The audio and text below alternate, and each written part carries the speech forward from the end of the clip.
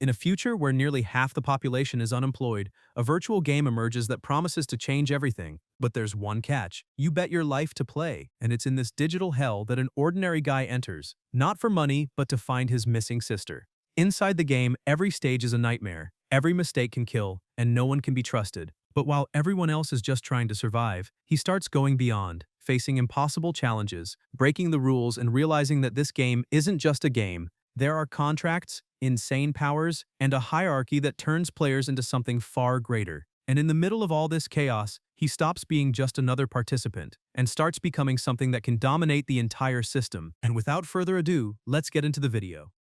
In the year 2035, AI is completely integrated into everyone's lives, just as cell phones once became. While it brought convenience to people, it also greatly reduced labor costs. But in 2039, with the birth of the brain, although production efficiency increased, it also directly caused a huge number of people to lose their jobs. This triggered a nationwide wave of resistance against artificial intelligence, but resistance could not change the tide of technological progress. In the end, countless people had no choice but to gamble with their lives by taking part in games developed by the brain, serving as entertainment and gambling material for the upper-class elite in order to earn income, using their lives to please those powerful individuals. The name of the game is Gold Game, better known as the Game of Gold. As long as you keep winning in the survival game, you can obtain enormous wealth, until you eventually gain the brain's authority and make a leap in class. A boy named Chen thinks that he is now forced to participate in that game, because only by continuing to win will he be able to find her. He is the brain's lead researcher. One of the participants was a little frightened because he had heard that if they were eliminated inside that game, they would also be eliminated in real life. He asked the others if that can really be true. Wang Qiang tells the other young man to stop talking nonsense because that is indeed true, it is already happening, and asks if he did not see those others who ended up being eliminated in the games and suffered an electric shock that sent them to the afterlife. He stresses that if a player removes the helmet halfway through, that will also be considered a violation of the game's rules, and he will be instantly electrocuted, which means there is no way to escape other than by winning. Otherwise, why would it be so easy to make money? Even so, he points out that it is not too late to give up. The frightened young man explains that he has gambling debts and was forced to play that game so he could win money to pay them off, and that if he gives up and cannot pay his debts, he will also be eliminated, so he has no other choice but to try. Zhao Yukai says that he is very eager to test that out because he has long heard that killing people inside the game is not against the law. He looks at all the other players and asks them not to be eliminated too early because he does not want the game to end too quickly. The protagonist looks at that guy and thinks that he entered the game for the pleasure of killing others. And that is only to be expected, because lunatics like that exist everywhere. Suddenly a voice welcomes everyone and asks them to enter the game instance. That is the room of the first instance, a spacious hall. A woman appears, greeting all the players, and explains that she will be the referee of that game, and that her name is Lil Rabbit. She begins explaining the rules of the game, saying that this is the novice level, and that everyone must be reminded of the following rules in order to clear the game successfully. She snaps her fingers, and a system screen appears saying that the number of survivors in that round must fall to 3 or less, since the boss is absolutely unbeatable. She points out that the rule is very simple and clear, and that concludes the explanation. Then she wishes everyone a very pleasant game, hoping to have the honor of seeing them again. Yukai is confused and asks if anyone managed to understand what that woman just said. The protagonist begins to reflect on the matter because if the number of survivors must be 3 or less, that means that out of the 10 people there, 7 must be eliminated. However, he does not understand how that can be possible. Suddenly, a hologram begins to appear, and people are startled, asking what that is and what is going on. The hologram turns into a giant snake and starts attacking people who run for their lives. The snake begins eliminating some of the players, and the others keep running, asking how they are supposed to deal with that because they cannot hide, much less fight that monster, which means the only option is to wait for death. The protagonist shouts for everyone to spread out and not stay together.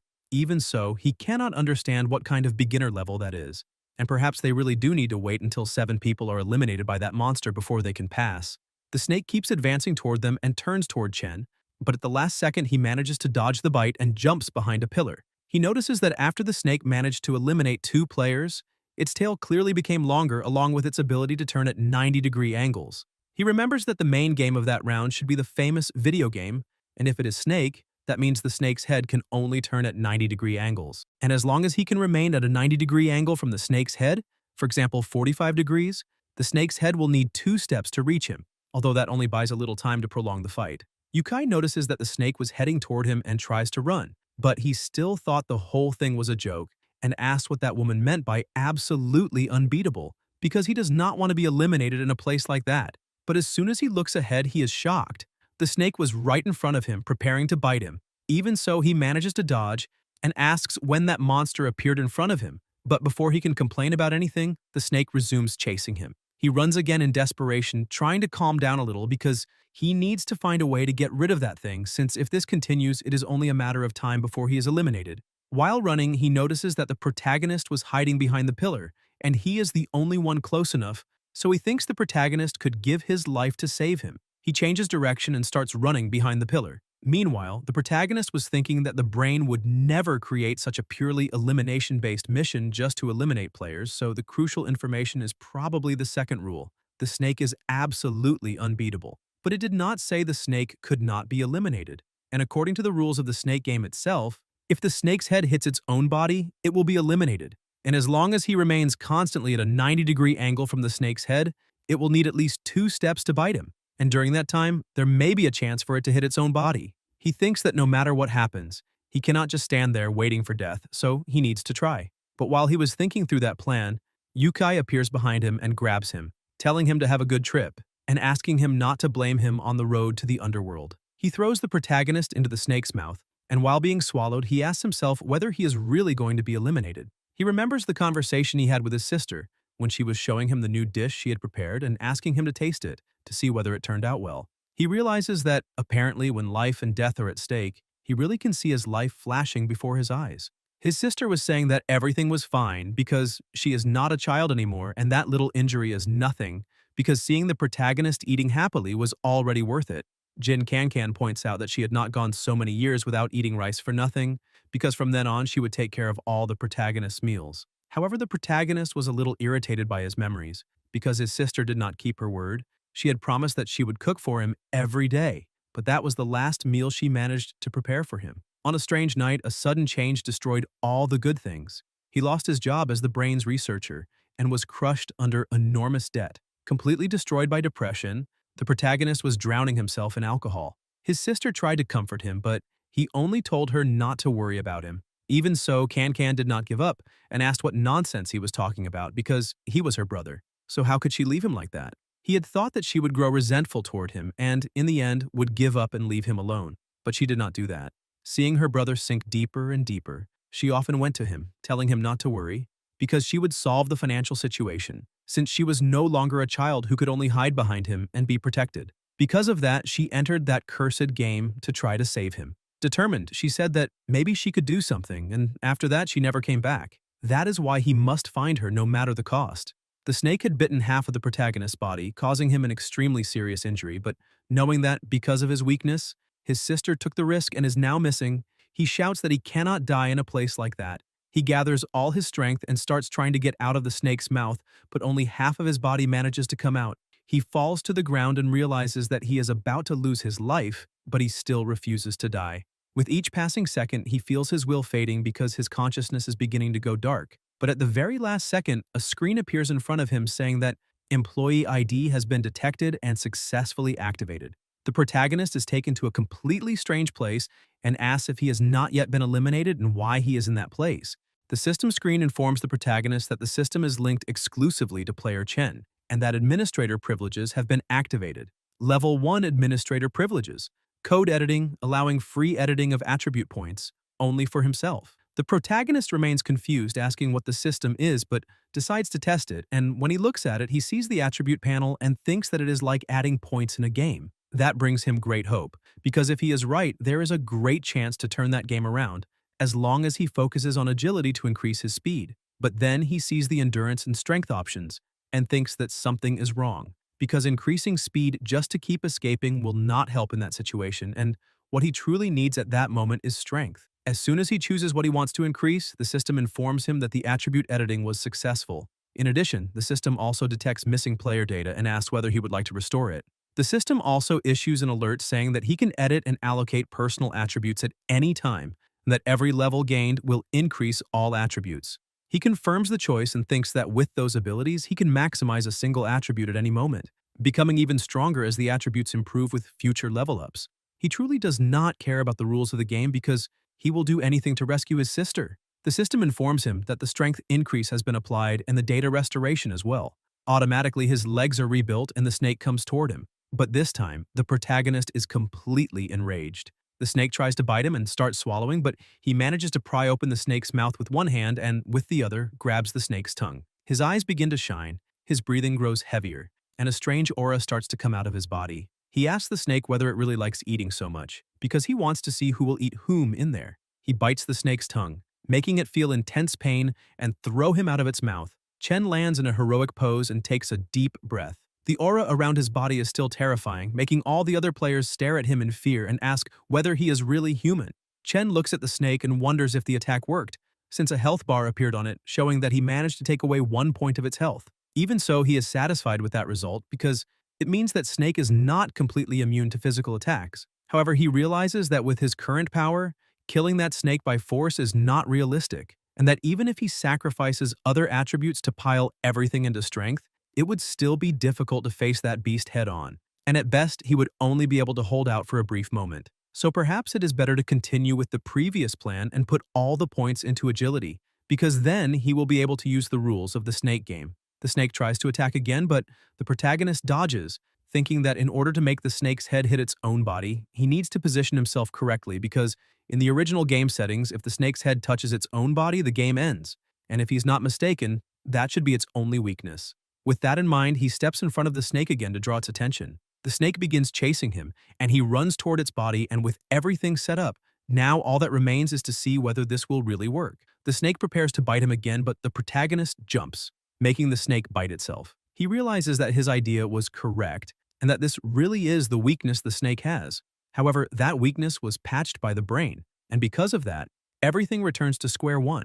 But it also indirectly proves that the boss's authority cannot be defeated. And at that point, the players will naturally believe the rule about clearing the game when the number of survivors falls below 3, causing them to fall into a trap because once they do that, they will inevitably eliminate one another, falling into an unavoidable situation, and that is exactly what the game administrators want to see. But as long as the snake's protection mechanism can be solved, it should be defeated. However, someone needs to distract the snake, and then an external force must make the snake's head touch its own body. He looks at Yukai and thinks that he was responsible for his near death, but at least now he has manpower. Yukai's partners say that the protagonist disappeared, and Yukai tells them to keep watching to the left and the right. He explains that the 3 of them need to hide there, because the rules also say that as long as 3 people remain, they can clear the game, which means they do not need to stir up any more trouble. The subordinates say that their boss really came up with a brilliant idea, and besides, the protagonist showed some skill and might even be able to eliminate that boss. Yukai thinks that if the protagonist really can do that, then it would save them a lot of trouble since they would simply win by default. Chen appears beside them and asks if they really think they will win by default and questions whether they are acting as if he does not exist. With terrifying speed, the protagonist appears in front of them and grabs Yukai by the neck. Chen says that he is choosing him not to move, otherwise if he accidentally lets him go, he might leave the game earlier than expected. Yukai tries to persuade the protagonist, calling him friend and saying they need to talk things over, because he admits that what he did before was unethical, but in that situation they need to unite. Chen tightens his grip around his neck even more and lifts him off the ground, saying that eliminating him first and then joining up with the others is not impossible. Yukai keeps begging for his life, saying that he acted the wrong way. One of his subordinates calls the protagonist a bastard, shouting for him to let go of the boss and tries to attack him, but Chen throws Yukai into the young man with such force that the moment they hit the wall, the young man loses his life. Yukai gets angry and tries to insult the protagonist, but Chen cuts him off and slams him to the ground, stepping on him, and explains that he has a plan, and if it succeeds, it should solve the problem of that boss, but a bait is needed to draw the snake's attention. And to show how fair a person he is, the protagonist asks Yukai to choose between betting on his idea or being eliminated right there, because there is not much time left and he had better hurry up. Yukai shouts that he will do whatever is necessary, but thinks that a hero does not suffer immediate losses, and that after that level he will have another chance to take revenge. The protagonist lets him go, saying that he must do exactly as he is told, because if he notices any funny business, he will not mind eliminating him and then dealing with the boss afterward. Yukai simply accepts everything that was said, but points out that the protagonist had better really be capable of handling that beast. He walks away in irritation, and his subordinate asks if they really should trust the protagonist and serve as bait, because that job seems to have a 1 in a million chance of survival, and they already lost one member, so they cannot be the bait. But Yukai starts laughing and asks who said that he would be the bait. He goes over to the group of people and tells them that if they do not want to be eliminated there, they need to lure that snake over to him, because he has already figured out how to deal with it. The young man who had been frightened from the beginning refuses, saying that beast is not something they can deal with. The player standing beside him agrees and says that if Yukai wants to go, he can go by himself and not drag everyone else along. Yukai walks over to the samurai-haired guy and kicks him into the middle of the game area.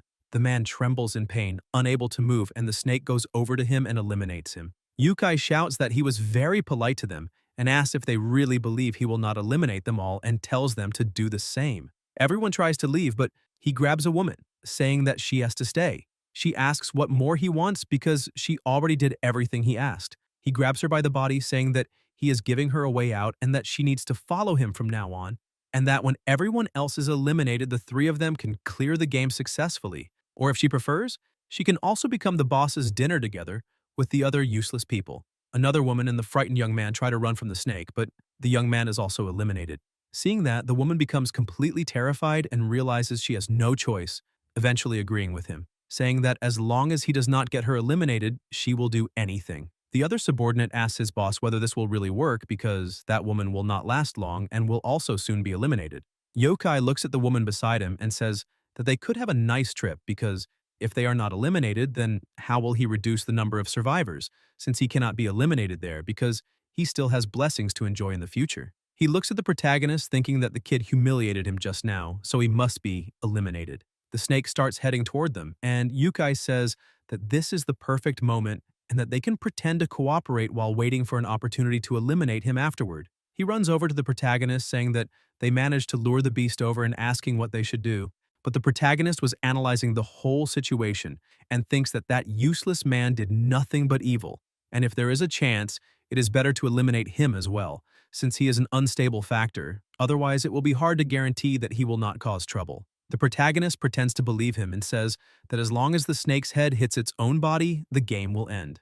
Yukai shouts that this is nonsense, because he had already tested that while he was being chased, and that snake has a protection mechanism, and if its head touches its tail, it will immediately dodge and avoid contact because if it were that simple, that kid would have done it already. But Chen appears behind him and kicks him, telling him to stop the nonsense and do it immediately. They continue running from the snake, trying to lead it toward its own body, and the protagonist, with his astonishing speed, kept circling them. The woman with them screams that she cannot run anymore and begs Yukai to help her, but he only shouts for her to jump to the inner side where it is safer. The three of them jump to the inside and the snake turns toward the protagonist.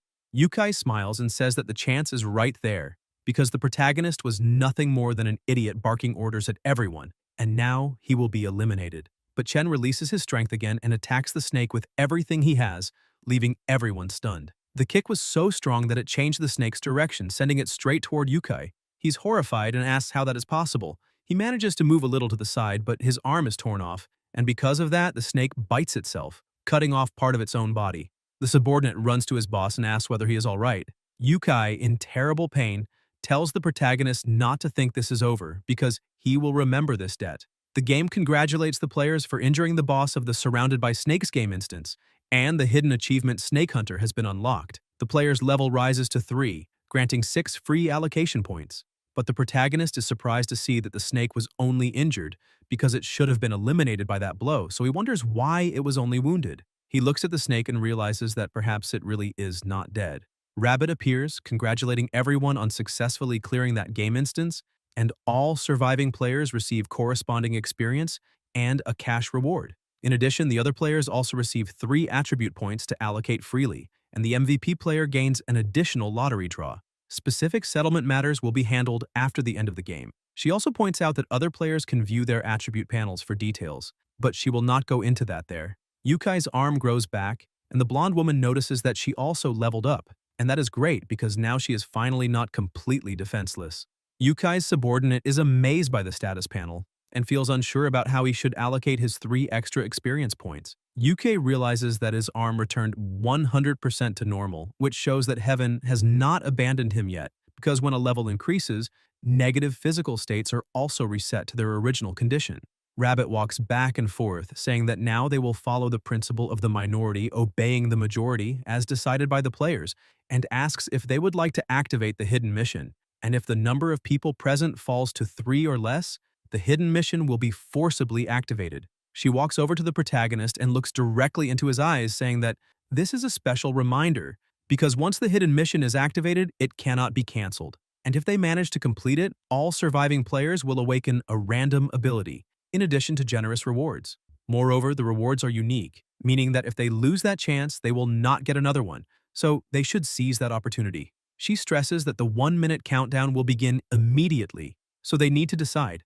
Yukai was already eager to accept the mission, because he did not expect to be able to acquire an ability directly, since he had heard that players with abilities and players without abilities are incomparable. The protagonist realizes that Rabbit said that 4 survivors do not meet the conditions to activate the hidden mission, which means that the so-called hidden mission and the trap rule are actually the same thing. However, he does not know why they need to go so far as to create a trap rule to lure players into a hidden mission, unless the system's purpose is to lure players to their own deaths.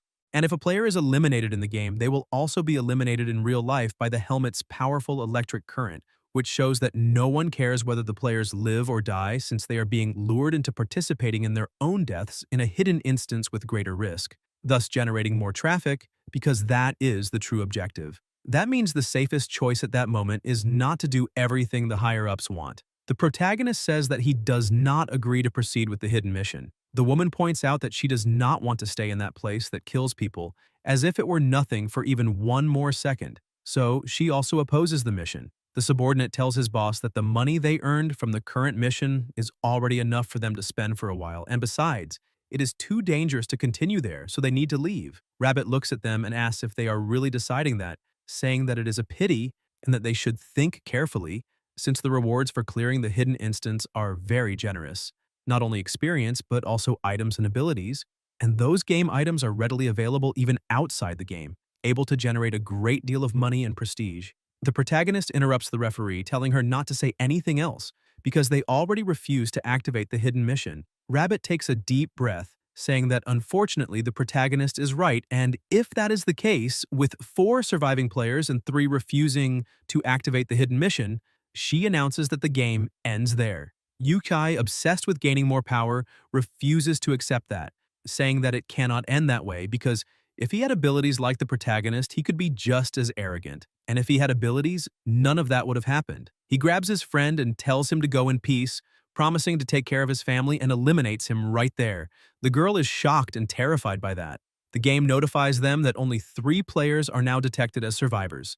Therefore, the hidden mission is active. The protagonist is also surprised because he did not expect that beast to eliminate his own friend just to forcibly activate the mission. The entire place begins to shake and things start breaking apart. Countless snakes begin to appear from every side. Rabbit says that 3 surviving players meeting the conditions for the hidden mission have been detected. She explains that everyone must survive for 10 minutes, and the surviving players will receive extra rewards after the mission ends and that the countdown will begin immediately. She mocks the protagonist, saying that he is a sweetheart, but apparently they did not share the same opinion, and she truly thought that hidden mission would not be activated that time. But in the end, it all turned out very interesting because there are always humans who, driven by greed, corner themselves into dead ends, constantly squeezing their own room for survival until they bury themselves completely. The ground begins to tremble, and Yukai says that he only needs to last another 10 minutes, because after that, he will have nothing left to fear from anyone. The protagonist thinks that things have already reached a point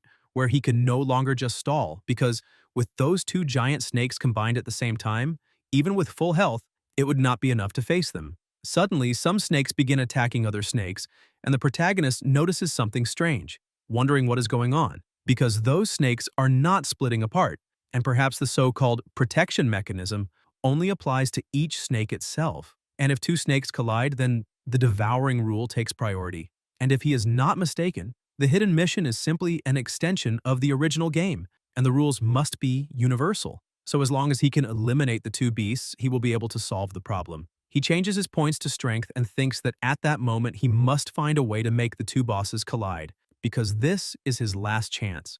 Yukai grabs the woman by the arm and thinks that he needs to survive for 10 minutes no matter what, and if necessary, he has to use that woman as a shield. He changes his points to agility. But the woman changes her 3 points to strength and pushes Yukai toward the snakes, saying that he is scum and deserves to be eliminated from the world.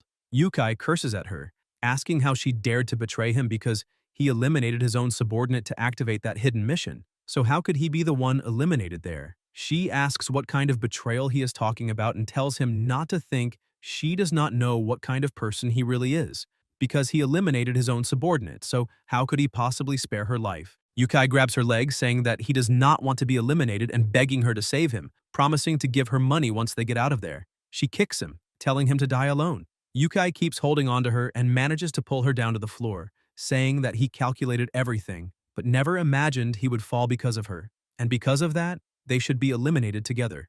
Unfortunately, he manages to drag her into the snakes along with him. Because of that, only the protagonist remains alive, becoming the target of all the snakes. He thinks that to stay protected from that swarm, there is only one safe place. Exactly there. He stops running and jumps into the mouth of one of the snakes, but notices that this time the bite force was much stronger, although luckily he had the attribute points gained from the upgrade, otherwise he really would not have been able to endure it. The two snakes begin moving in the same direction, and the protagonist shouts that this is exactly what he wants because success or failure rests on a single move. As soon as the two snakes get as close as possible, he jumps, thinking that now it is life or a death.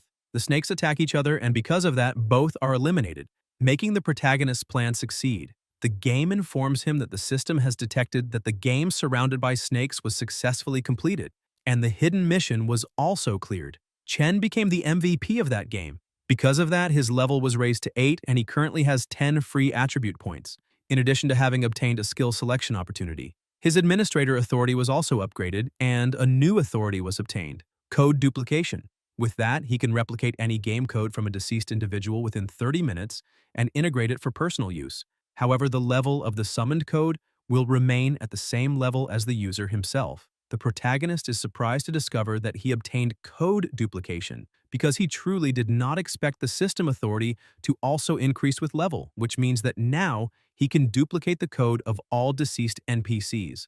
The system asks whether he would like to duplicate Snake, and he thinks there is no need to think too much about it. He should simply duplicate it. He confirms in the system that he will duplicate the Snake's code. The system congratulates the host for acquiring ownership of the Snake code, and because of that, it has been added to the system backpack and can be summoned at any time. He thinks that with this change, he will have an excellent additional helper in the future. Rabbit congratulates the protagonist for being the only one who qualified in that game. She says that she will be the Supreme God's representative to collect the protagonist's information and upload it to the database, and that if in the future he continues to show exceptional performance, he will receive substantial additional rewards. She asks whether he would like to accept that reward. Chen thinks that apparently this is how they select players who can obtain artificial intelligence and then monitor them. And if the higher-ups consider those people a threat, it is hard to guarantee that they will not be eliminated. He looks at her and thinks that for a moment he had been fooled, but those system girls, simply put, are avatars of the artificial intelligence itself inside the game, and each of them holds a fraction of the AI's authority. Although the amount is extremely small, if he can accumulate them by hunting the system girls, he will be able to obtain artificial intelligence authority inside the game. Rabbit calls the protagonist's attention, asking if he is listening or if he went offline. Chen simply orders the snake to devour Rabbit. She is terrified and falls to the ground saying that he is cheating, but the snake manages to eliminate her, and the system appears saying that he acquired the unique authority of AI God 0.1%. The protagonist thinks that being able to wish for something and obtain it is the goal in the future, so he must hunt as many of those artificial intelligence avatars as possible. However, he needs to do that in an extremely secretive way so he will not be detected by the higher-ups, but for now, it is time to go back. He removes the helmet and breathes heavily, frightened, asking himself if he really managed to come back alive, and now he understands what his sister was going through. He picks up his phone and notices that there were 2 messages. The messages said that player Chen completed the beginner instance and the hidden mission, and because of that, he received 200,000 yuan in live stream tipping rewards. The protagonist is somewhat pleased by that because 200,000 is an amount ordinary people might not save in many years. But in the game, as long as one stays alive, it is easy to make money, so it is no wonder so many people join it. He tries to call his sister but cannot reach her, and lies down on the bed, saying that he is still unlucky, wondering where she ended up. He keeps blaming himself because if he had not been so obsessed back then, and after strongly opposing the use of artificial intelligence for such games, offended the higher-ups, he would not have been locked up by those bastards. And besides losing his job, he also suffered a huge amount of financial losses, which forced his sister to enter the game to make money and clean up his mess.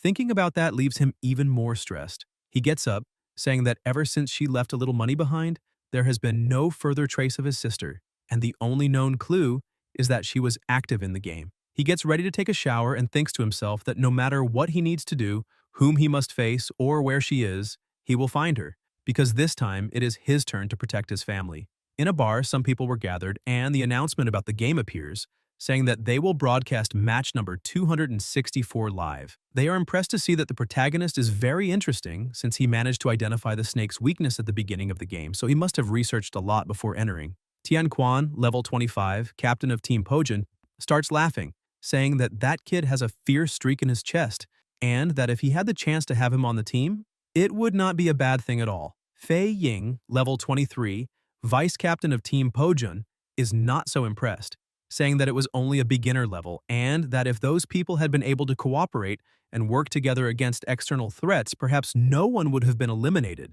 But unfortunately, in a beginner field with an average elimination rate of 40%, they managed to reach almost total annihilation. So all they can say is that the overall quality of that batch of players is very low, and players of that level are not qualified to be their teammates. Tian Quan is surprised and begins laughing, saying that this is just like her, known as the nightmare of novices, with players still that fragile, and asks if they should not lower their standards a little, because if this keeps up, the team Becaame will not be able to recruit anyone. But she refuses, saying that quality must prevail above everything, especially quantity.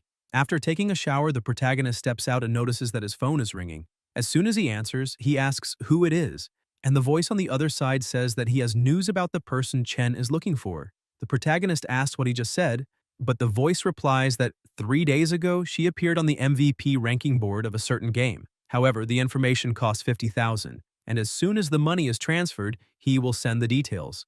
The two begin talking through the messaging app. The bounty hunter says that he accepted the protagonist's friend request and now he needs to transfer the money. Without a second thought, he sends the amount and the bounty hunter sends the information, saying that it is in District 39 ranking Find the Difference. Chen becomes excited and thinks that apparently he will have to try his luck in District 39. Although the Find the Difference game disappears after being completed, he cannot miss the opportunity to follow that clue. He puts on the helmet, asking his sister to wait just a little longer because he is going to find her. He is taken into the game, and as soon as he arrives, the system welcomes him, saying that he completed the initial level and can now freely choose game instances, and that according to the agreement, he may play the next game within 7 days, and failure to comply with that recommendation will result in heavy fines, and the company reserves the right to take coercive measures. The protagonist simply destroys the message in front of him, asking what kind of tyrannical clause that is, because he needs to participate in the game and create value or pay an enormous sum to buy back his own share. And apparently they lose absolutely nothing, but in any case, he is not in the mood to deal with that now, since the most important thing at that moment is to find his sister and regain control of the artificial intelligence. He opens his status panel. Currently, his strength is at level 14, agility at 10, and both vigor and intelligence at 8. In addition, he also has 10 points to reallocate into any of those stats. He begins analyzing the situation because, judging from his previous experience, although combat power is not the only factor in clearing a game, it still greatly increases the chances of survival. Therefore, strength, vigor, and agility are the attributes that should be prioritized at that moment. As for intelligence, which symbolizes mana, it is not that important. With the 10 additional points, he decides to put 6 into strength, raising it to level 20, and 4 into agility, leaving it at 14. He feels the energy inside his body changing and his strength increasing exponentially. However, when he looks at the panel again, he notices that he has a skill slot he had almost forgotten, but after completing the last level, he had the chance to acquire a skill, and this is the perfect moment to use it because before entering the game, he must strengthen his total power as much as possible. He focuses and tells the system to begin the skill draw. A huge roulette wheel appears in front of him and starts spinning. A few seconds later, it stops, and the system congratulates him for obtaining the skill Invisible Wings. After use, the player can gain 1 minute of time in the air with a cooldown of 10 minutes. The protagonist thinks that although that ability is not high level, if it is used well, it can still have miraculous effects in critical moments. With everything ready, he thinks that there is no more time to lose. So he decides to take a look at Ranking Hall D. But before he can enter, someone approaches and asks if he is a newly promoted player. The protagonist asks how he can help, and the young man starts smiling, saying not to take it the wrong way because he is also new, but he has already managed to clear 2 games, and he would like to know if Chen is interested in joining him for adventures. He points out that the protagonist does not need to worry, since his target is an E-rank instance, and there will not be much danger. Chen apologizes, but explains that he intends to go to a D-rank instance, so he cannot join anyone. The young man is shocked, asking him to think it over, and questioning how a novice intends to challenge a D-rank instance, because that is extremely reckless, and he runs a serious risk of being eliminated. The protagonist reaches the door, and the system asks him to confirm whether he wishes to enter Ranking Hall D. However, once selected, it cannot be cancelled. Determined and knowing what he needs to do, he confirms, saying that he wants to go to Ranking D and that his target is District 39. The man keeps staring at the protagonist inside the elevator, thinking that guy must be crazy. As soon as he enters District 39, the required number of people is reached. Together with him are 4 more people. Xia Shiyu, level 13 with 3 completed games, Zhang Tianba, level 16 with a total of 5 completed games, Gu Qiang, level 11 with 4 completed games, and Xu Tian, level 14, also with 5 completed games. The system girl appears and greets everyone, welcoming them to the game Heavenly Thunder, Earthly Fire. She introduces herself as Little Ant and says that she will explain the rules of the game. She says that to make things simpler and more direct, she will go straight to the point, emphasizing that the entire area where they are standing is a minefield. In addition, there are 30 landmines buried throughout the area, and they need to find them all or detonate them. And as long as either one of those conditions is achieved, it will count as a successful completion of the level. One of the people asks if it is not too simple because it is only a minefield, and as long as they can find the mines, they can clear it. Another person says that he does not believe it is that simple. Little Ant points out that in fact, it is not that simple, because within every 5-minute countdown, at least one player must perform an exploration, and if anyone violates that rule, the entire team will be punished. If no player explores the map within the time limit, a landmine will be detonated at random until all of them are activated. However, to help everyone clear the level, the instance also left behind a glimmer of hope. Each exploration has a chance of revealing various support items beneath the squares, so they can make good use of all the equipment. She walks to the edge of the board and wishes all the players excellent performance, then jumps down from above, saying that she truly hopes that the next time she appears, everyone will still be alive. A young man with glasses says that it does not seem very difficult because it is just a game of Minesweeper, and as long as they follow the corresponding logic, clearing it is only a matter of time. A woman responds that later they can try to follow logic, but the first exploration is basically Russian roulette, since no one knows whether they might suddenly step on a landmine.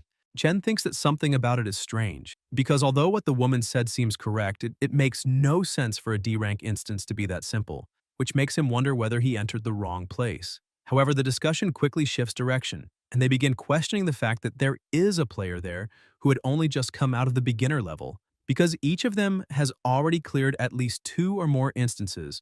So why is that kid there, able to drag them down? That means that piece of trash is simply a ticking time bomb, and his threat is probably no smaller than the landmines. Tianba asks everyone to calm down and stop arguing because he has an idea. He says that everyone must have heard the rules, and in that case, no one can act independently, so they will decide the order by drawing lots.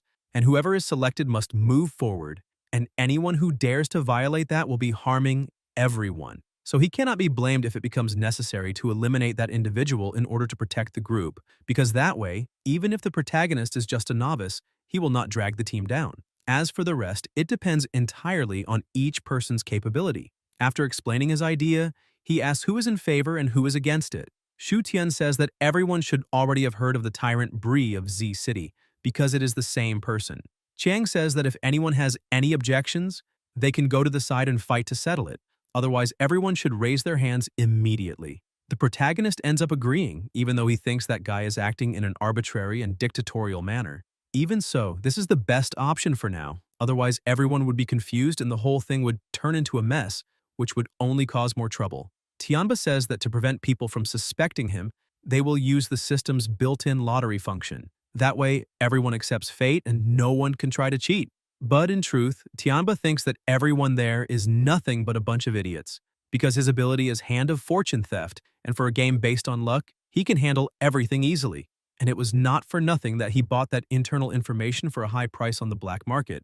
Otherwise, he would have been reluctant to use that precious ability, which can only be used 3 times in total. As soon as he performs the draw, he starts laughing, saying that he did not disappoint anyone because he drew number 1.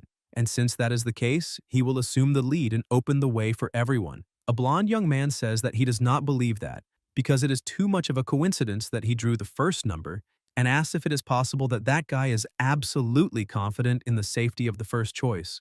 The girl beside him says that it is fine and tells him to stop talking because the fewer problems the better, since he cannot beat them, so he should not make himself a target again either. Besides, that is a system mechanism, so she believes there is no possibility that they are being deceived. Tianba chooses where he wants to start, is teleported down, and stands on number 1. He looks up and apologizes, saying that apparently his luck is not very good, and asks who is next to proceed. The woman is a little frightened because there are still large safe areas that have not been opened, and just walking randomly is too risky. She looks back asking if anyone is willing to switch turns with her, but the other woman tells her not even to think about it because that situation is a life or death gamble, and with bad luck she could end up dying, so there is no possibility of anyone trading places with her. Chiang tells her to be sensible and move already so they do not waste time. Still frightened, the woman says she understands and asks everyone to stop rushing her. Suddenly, a system screen appears for the protagonist saying that he possesses authority of 0.1%. He is surprised to realize that those are hidden details of the instance, and that apparently even his low percentage of artificial intelligence authority can be useful. And if he can recover more information about the instance, the difficulty of that game will be greatly reduced. But as soon as he tries to advance, a message appears saying that visualization failed because he does not possess sufficient permissions. He thinks that was only to be expected, because it would not be that simple, and apparently for now, all that remains is to analyze the only available information. He begins reflecting on the fact that 1, 1, and 2, 2 switched places, and realizes that it is an XP system watermark, so it could be that he decides to switch places with the woman. She asks whether he is really serious, because once he takes on that responsibility, he cannot back out afterward. The protagonist says that it is fine and takes responsibility for making the second move, telling her to hurry up. Chiang thinks that this is just what one would expect from a novice, because he is still thinking about how to win over girls, so they need to remember to stay away from him in the future so they will not be dragged down. Tianba, on the other hand, finds the protagonist very interesting because the reason he himself dared to take the first step was that he bought information at a high price on the black market. But Chen is different because he is so confident that Tianba starts wondering whether he also possesses some privileged information. Chen looks downward and thinks that earlier there was an XP system watermark on the panel, and that must mean that this instance is an evolution of the XP version of Minesweeper.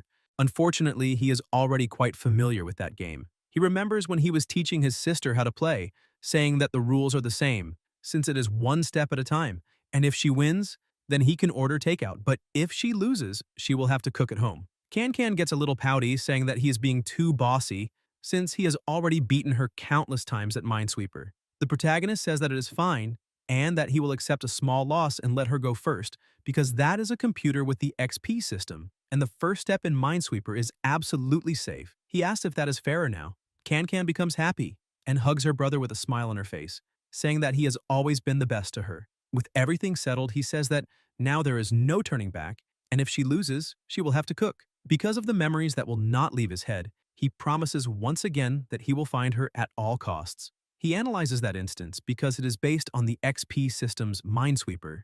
Tianba is standing on 2-2, which should originally have been a landmine, but XP Minesweeper has a first-step protection rule, so the mine was not detonated, but moved to the upper left corner position, 1-1. This is also the reason why the system requested that 2-2 and 1-1 switch positions. So, obviously 1-1 must be a mine, and the number Tianba revealed is 1, so all the squares around him, except 1-1, are safe. And even if he had tried to meticulously obtain the first position, he probably got the instance information through other channels. The 10-second countdown appears and people tell him to move already, asking if he was not the arrogant one, but apparently he is playing the hero to save the damsel and is now scared. The woman who had switched positions with the protagonist asks everyone not to misunderstand because he switched with her willingly, and she is not familiar with him. Chen smiles and chooses his position, appearing next to Tianba and revealing several bombs. Tianba is impressed. The system congratulates the protagonist several times for obtaining a small life position, and also several times for obtaining the small speed position, in addition to obtaining the strange capsule. People cannot believe it and ask if he guessed it through pure luck. The woman who had been scared before now starts complaining, saying that she should not have switched with him because all of that should have been hers.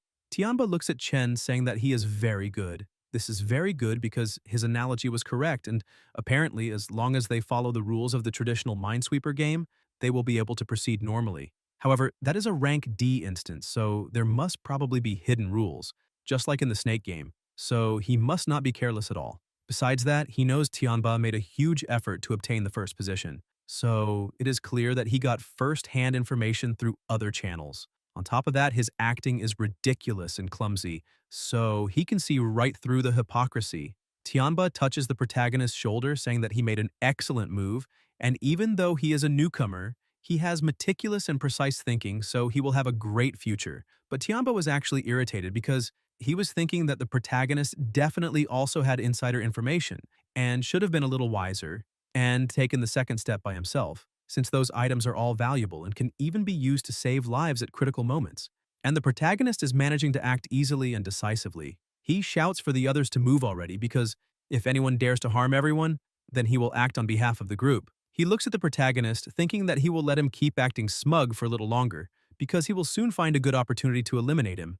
That way, all the items will fall into his hands. Tiamba's group tells him to stay calm because they are on the upper side, so no one will try any funny business.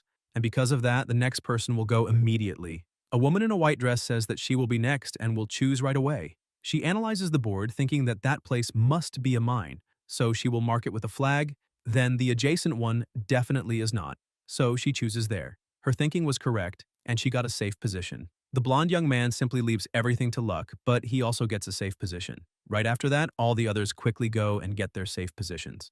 The woman in white asks why there had been so much confusion, because she had thought that instance would be very difficult, and apparently, it is simply Minesweeper, and it will be a little easier to clear the whole map, but the man in the hat says that she cannot simply say that because that is a very old game, and if a person is not familiar with the rules and how to play, it is extremely easy to make mistakes. The woman ends up agreeing with him. Shiyu, who is standing beside the protagonist, calls him and says that he must have noticed it because that guy, Tianba, definitely cheated with his ability during the drawing. But the protagonist simply ignores it, asking what it has to do with anything, whether he knows or not, because at most, that guy only exploited a loophole in the rules. Shiyu says that may be true, but the protagonist's smug attitude is getting a little annoying.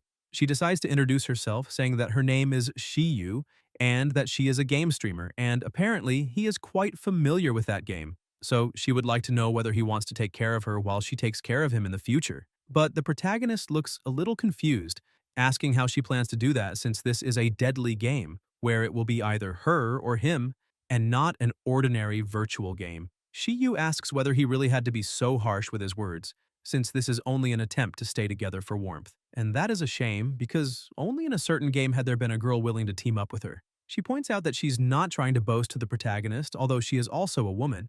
That girl who had been with her was incredibly strong, and it was the first time she had seen such a strong female player. However, she had forgotten to ask her name and only remembers that she was a golden-haired girl, and after that, she never found such a powerful and reliable ally again. Upon hearing that the girl had golden hair, the protagonist becomes alert, thinking that it could be his sister. Because of that, he grabs Shiyu's shoulders tightly, asking whether the girl she had met had long hair, double eyelids, and a mole at the corner of her eye. Shiyu pulls away, telling the protagonist to stop that because he was hurting her. She explains that she did not get to see her that closely, but from what she remembers, she really does look similar to the one he just described. Chen realizes that his sister really is fine. Tianba shouts at the woman in red, asking what she is doing because it is her turn and she must hurry. Still extremely afraid, she asks whether someone could help her, because all the easy choices are gone and the rest really does not seem easy to choose, so she does not know what step to take because there is no way to choose each square. The rest is harder than before, and the smallest mistake could make all of them suffer.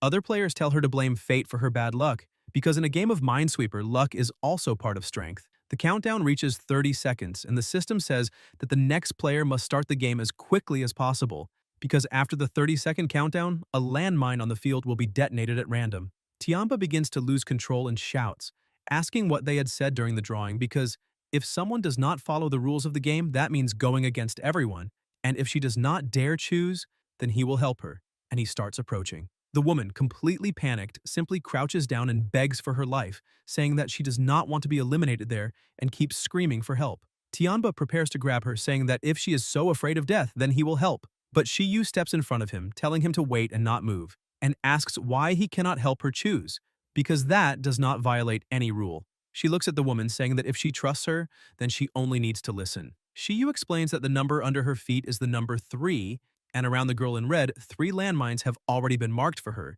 so the square in front of her definitely is not a landmine, and if she trusts her, she only has to go there.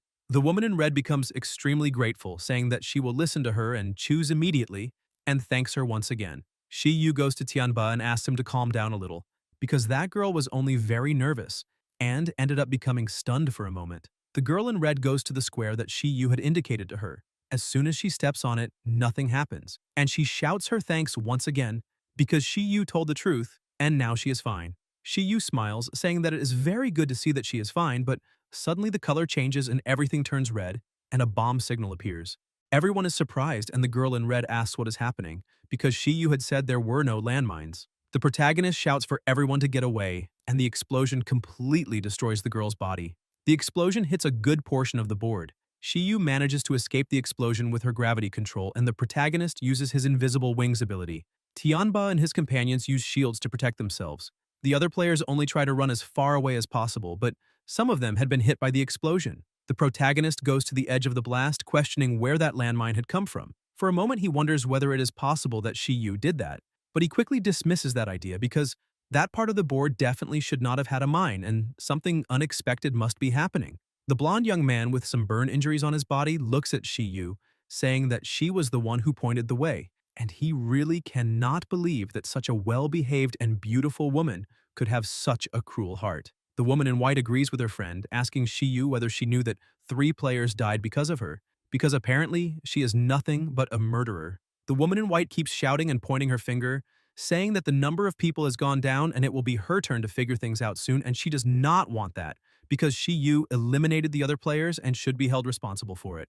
Shiyu puts on her headset, telling the woman in white to go ahead already, because the others are already dead, and this is so annoying. She also asks where they all were when that girl was asking for help, and now they are shouting and trying to do something. Besides that, when the woman decided to make the choice, all of them agreed, and now they are saying that her death happened because of the help she tried to give, and apparently the woman in white is simply looking for a scapegoat, plain and simple. She also asks whether they might have missed some important information. The protagonist keeps analyzing the situation and thinks that Shiyu definitely did not calculate wrong. The problem is probably in a place no one can see, something that may be hidden beneath that minesweeper field, because that place definitely was not supposed to be a mine, which makes him wonder whether he also missed some important information.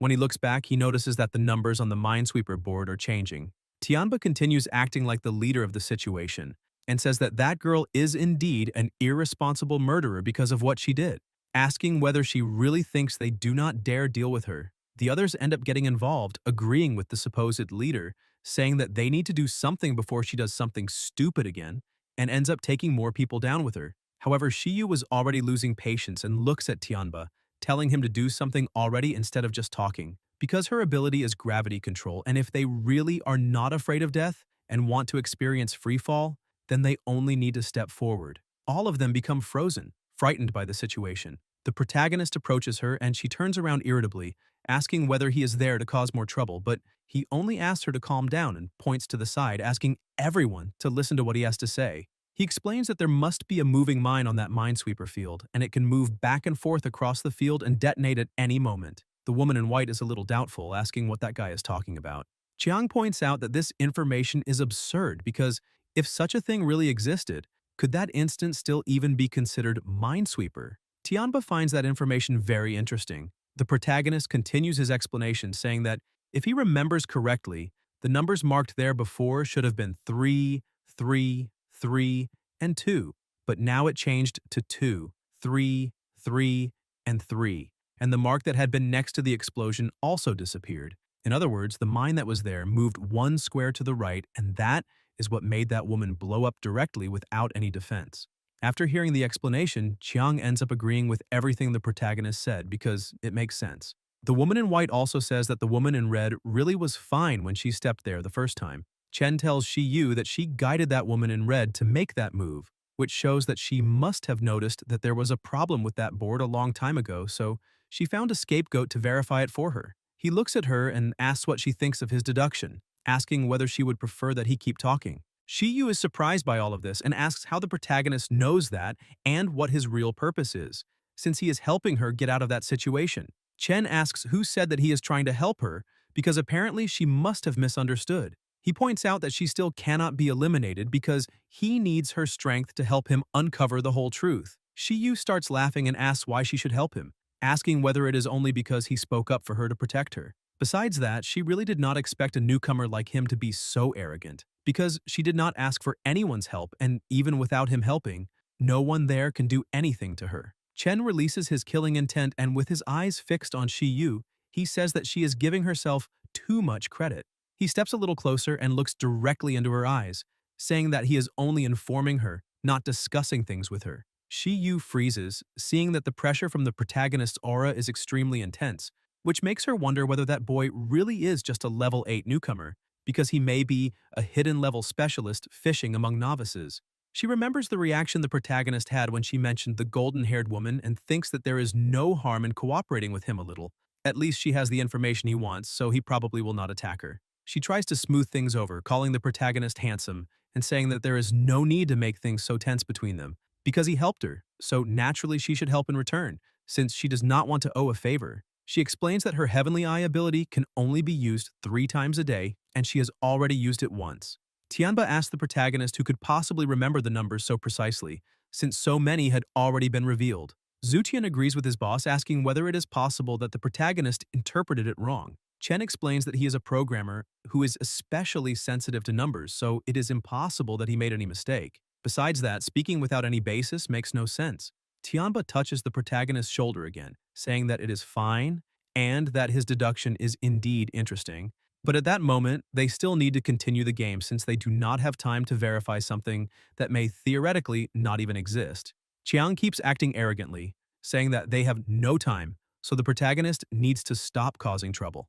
Chen takes a deep breath and points forward, telling everyone that it is not difficult to verify whether the landmines move. He says that they saw that square and it is clearly safe, but to be honest, he has a detection ability that can reveal hidden mines around him, though it is limited, and according to his observation, there is indeed a mine nearby. Chen says that the verification method is also very simple, because he only has to step on the square. Shiyu is startled, asking whether the protagonist is serious, but he keeps walking while thinking that the previous mine that caused the explosion took about 0.5 seconds. Therefore, his escape time must be controlled within 0.2 seconds. Otherwise, he will be affected. He changes his stats to increase his speed. By concentrating his distributed points into agility, he compares himself to a level 20 player. Besides that, with speed potions and health potions, there is a high probability that he can escape the blast radius. The other people begin to move away, thinking that the protagonist really is crazy, and if he wants to be eliminated, he needs to do it alone. As soon as he steps on the square, the bomb is activated and the explosion happens. Once again, people move away as much as possible, creating shields and using their abilities to escape the blast.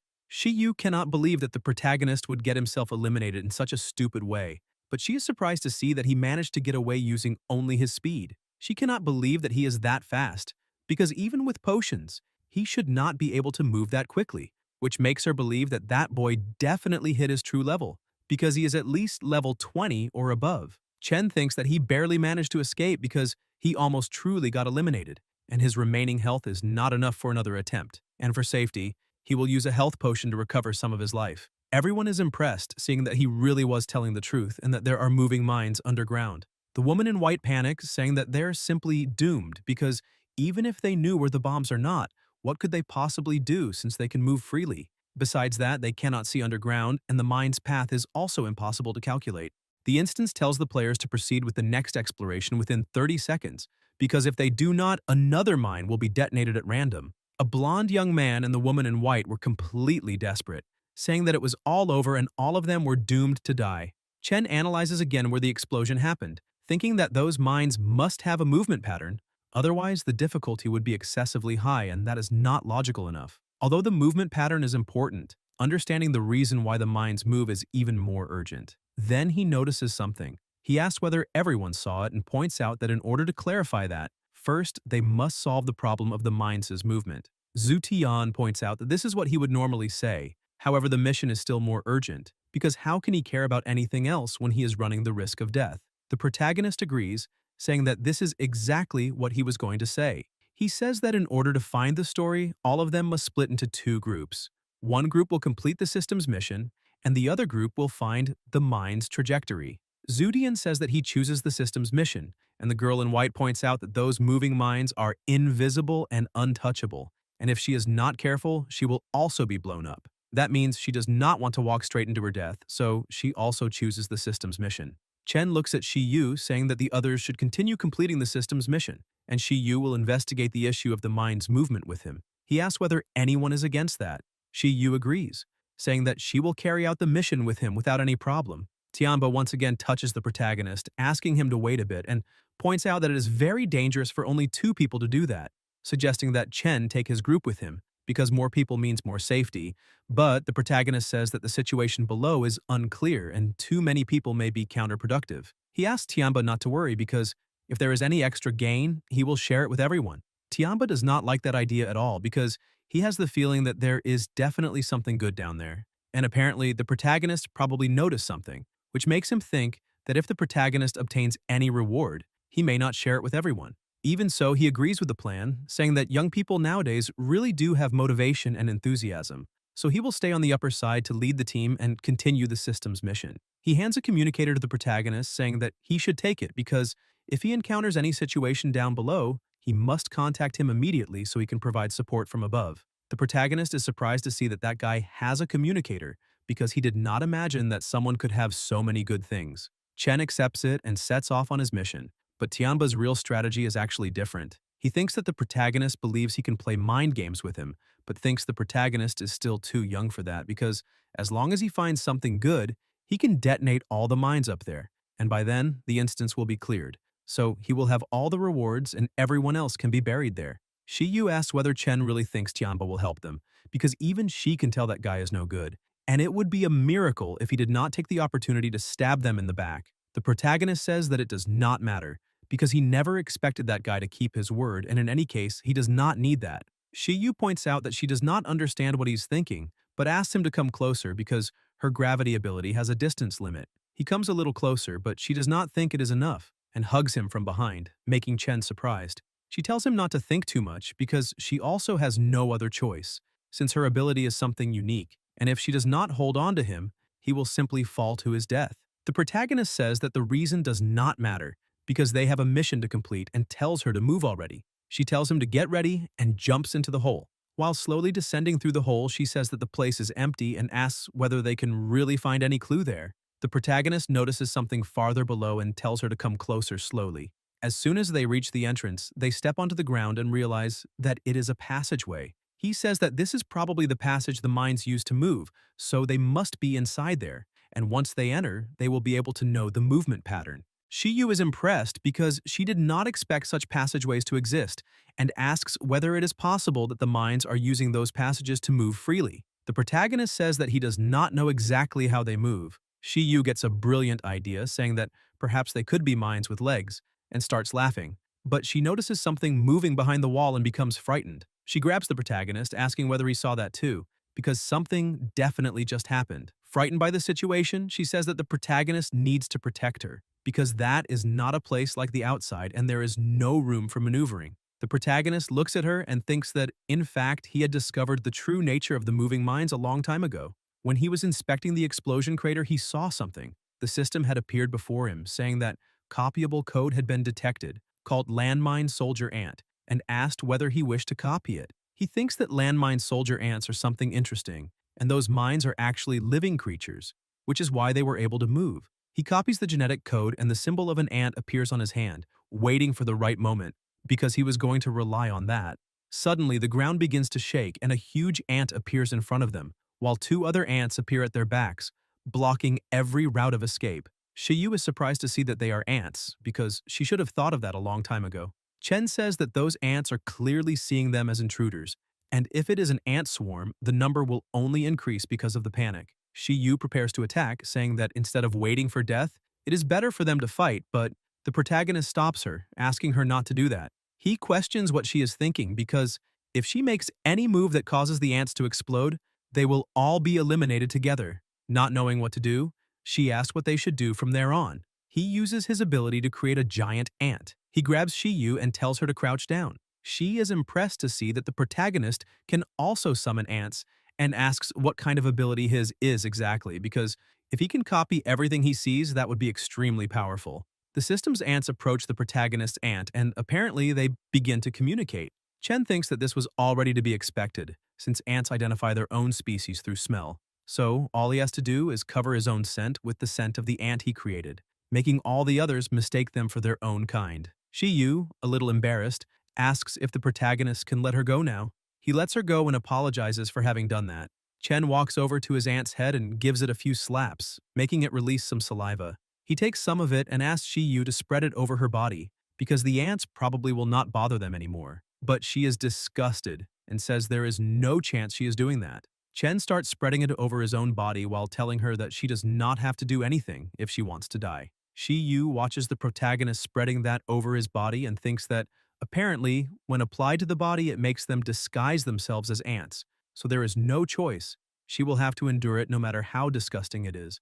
After spreading it over their bodies, they continue walking, and she is impressed and frightened to see that there are still many ants around. The protagonist points out that something is wrong because there are too many ants there. Shiyu disagrees and explains that this is normal since they are inside the ant's nest. But he asks her to think about it more carefully because the system's rule was to find 30 mines, but now those ants are in a much greater number, possibly reaching 50 or more. Shiyu ends up agreeing with his point of view and asks whether the rules of the game could be false. Chen starts thinking about it and dismisses that possibility because the rules of the game cannot be false, and perhaps there really were 30 landmines when the game began. He asks her to stay close to him because if he is right, the answer is at the end. As soon as they approach the end of the tunnel, he discreetly observes and notices that there is a queen and several worker ants carrying the queen's eggs. The protagonist begins to understand the situation, because in truth, there should only have been 30 at the start of the game, but with the queen there, the longer they take, the more mines there will be. So in order to clear that game, they need to eliminate that hidden boss.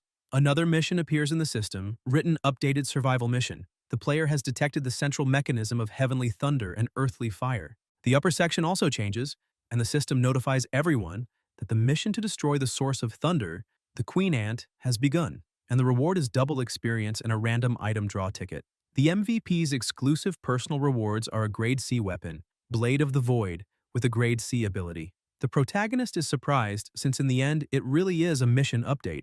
The red-haired boy and the girl in white ask what a Queen Ant is, and whether this is still a mine hunt. Besides that, they also ask whether that does not mean they have to fight this source of landmines, and whether they can really win with only what they have. Tianba thinks that the protagonist really did manage to find something good, because he had already been suspicious that a rank D instance would not be so simple. Shiyu is impressed, seeing that they managed to find a hidden boss because she had heard people talk about that before, but never thought she would actually get to find one. Besides that, there are rumors that eliminating a hidden boss gives super generous rewards, and apparently that is true. She looks at the protagonist thinking that he's very strong, so perhaps she should let him fight the boss first, because if it works, then that immense wealth will fall into her lap. Suddenly, Tianba contacts the protagonist through the communicator he had given him, saying that they all saw the system announcement and asking whether he would like help, because with that, they could bring people down below.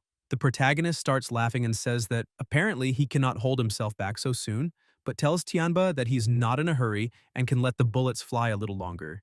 Tianba keeps trying to talk to the protagonist, but the protagonist no longer responds, which makes Tianba think that the boy really is planning to keep all the rewards for himself, and that apparently his greed is very great.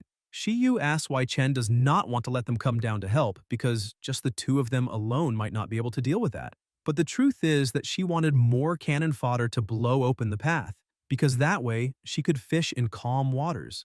The protagonist says that, in fact, she is right and only the two of them may not be enough. However, only by staying above can they help from the outside. Suddenly they start hearing a noise approaching, and when they look back, the ants from before were once again coming toward them. Shiyu is frightened, asking how those ants managed to reach them so quickly and whether it is possible that the slime has disappeared. Chen tells her not to panic because his summoned beast is not reacting, which means they are not the targets, and apparently those ants are retreating to defend the Queen Ant. The protagonist really was right. The ants simply ignored them and went straight to the queen's nest. He says that they need to go in there too, because they will not be in danger until the scent on their bodies disappears completely. Above, Tianba kept trying to communicate with the protagonist, asking him to respond, and makes an offer, saying that they can join forces and, once they eliminate the boss, they will split the reward 70% for Tianba and 30% for Chen. However, he gets no response.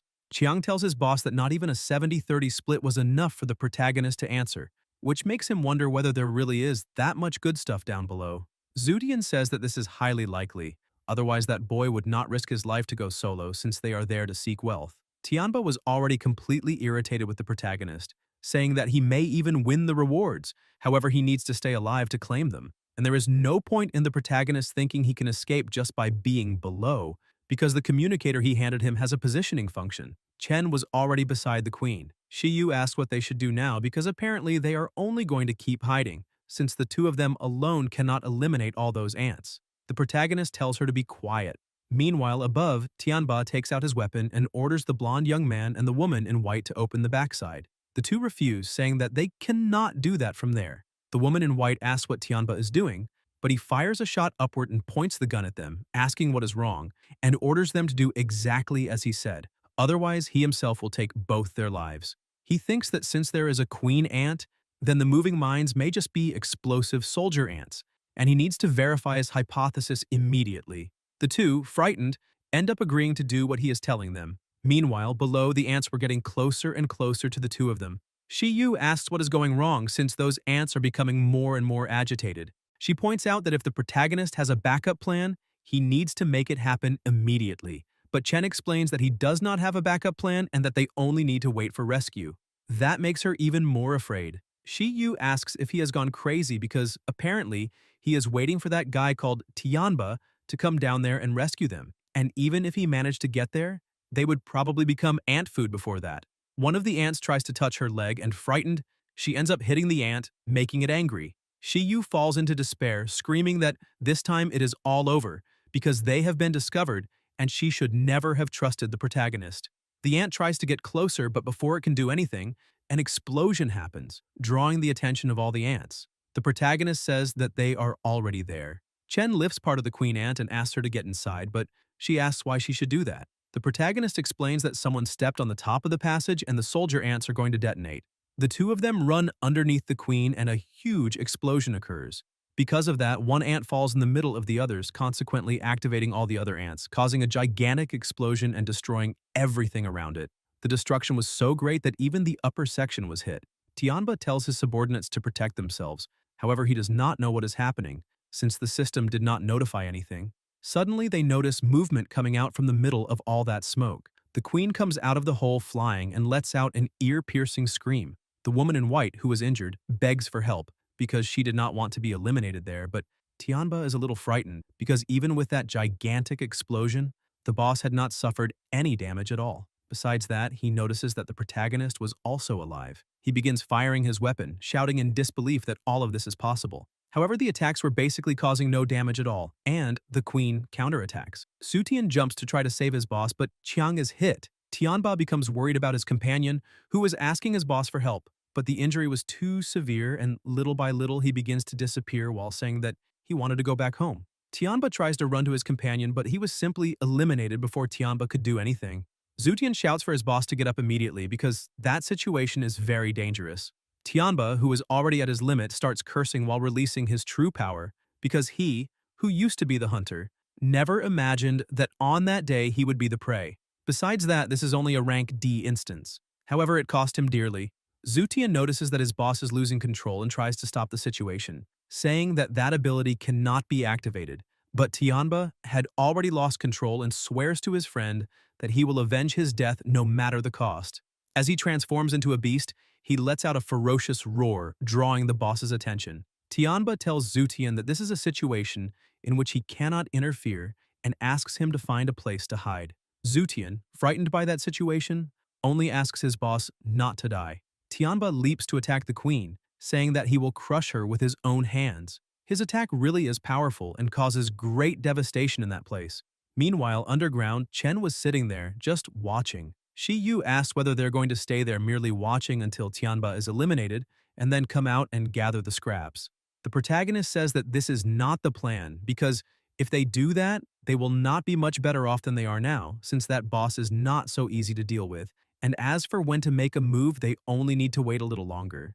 Tianba was fighting with everything he had to attack the queen. However, no matter how much he attacked until he was gasping, it was useless. The queen remained basically intact and, with just a single strike, managed to knock him to the ground, hitting him with a powerful attack. With her wings, she is able to throw countless bombs downward, and Tianba tries to avoid them. But when he looks back, he notices that his other companion was in danger, calling for help. Tianba tries to run to him, asking him to stay safe. At the last second before the explosion, he manages to grab his friend and fall with him, rolling on the ground. Zudian activates his shield to protect both himself and his boss from the explosions.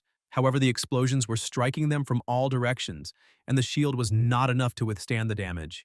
As soon as the shield breaks, Tianba feels something very strong in his body and begins to lose consciousness, returning to his normal form. Zutian tries to help his boss, asking him to hold on. Tianba tells his companion that normally it is Zutian who protects him, but this time he wanted to be a little selfish and protect him. Zutian only cried, shouting his boss's name. While this was happening, the queen prepared for a new attack and advanced toward them. Tianba asks if this really will be his end, but Chen appears and manages to save the two of them. Shiyu also comes out of the hole and uses her gravity to push the queen to the ground. She shouts for the protagonist to act immediately because she will not be able to hold her for long. Chen, who had all his points placed into agility to increase his speed, runs as fast as possible and leaps toward the boss. While he is in the air, he asks the system to reset his attribute points, because now it has to be all or nothing, and at the very least, he needs to discover the limit of that boss's defense. He reallocates all his points into strength, raising his strength to 35. He braces himself and charges at the queen, landing a truly powerful punch that even made the ground shatter. Shiyu asks whether he managed to defeat that monster, but suddenly the queen begins to tremble and gets back up again, throwing both of them away. Chen lost half of his life and takes another healing potion. He thinks that the defense of that boss is really very strong, because he gave it everything he had and basically did no damage at all. Tianba walks over to the protagonist and thanks him for saving both their lives. Even with half his life gone, Chen throws his healing potion to Tianba, who is surprised by that. With a smile on his face, the protagonist says that he really did not expect him to be such a loyal companion and extends his hand, asking what he thinks about joining forces. Tianba takes the potion and asks Chen how they could cooperate together. The protagonist begins to explain the situation. He says that everyone there has already witnessed that the queen has extremely high health, mainly because she can fly.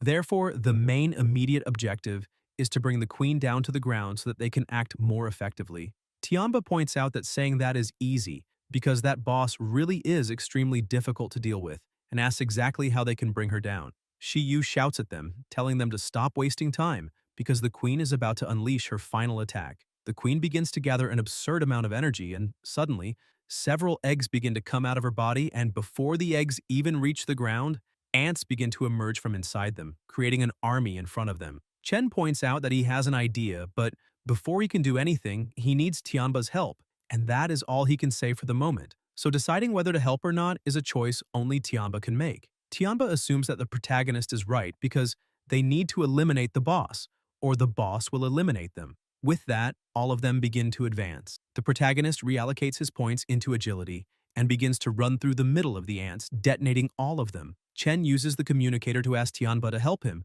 by drawing the queen's attention so that he can find an opening and reach her wings. Tianba says that it is fine and asks him to keep moving forward.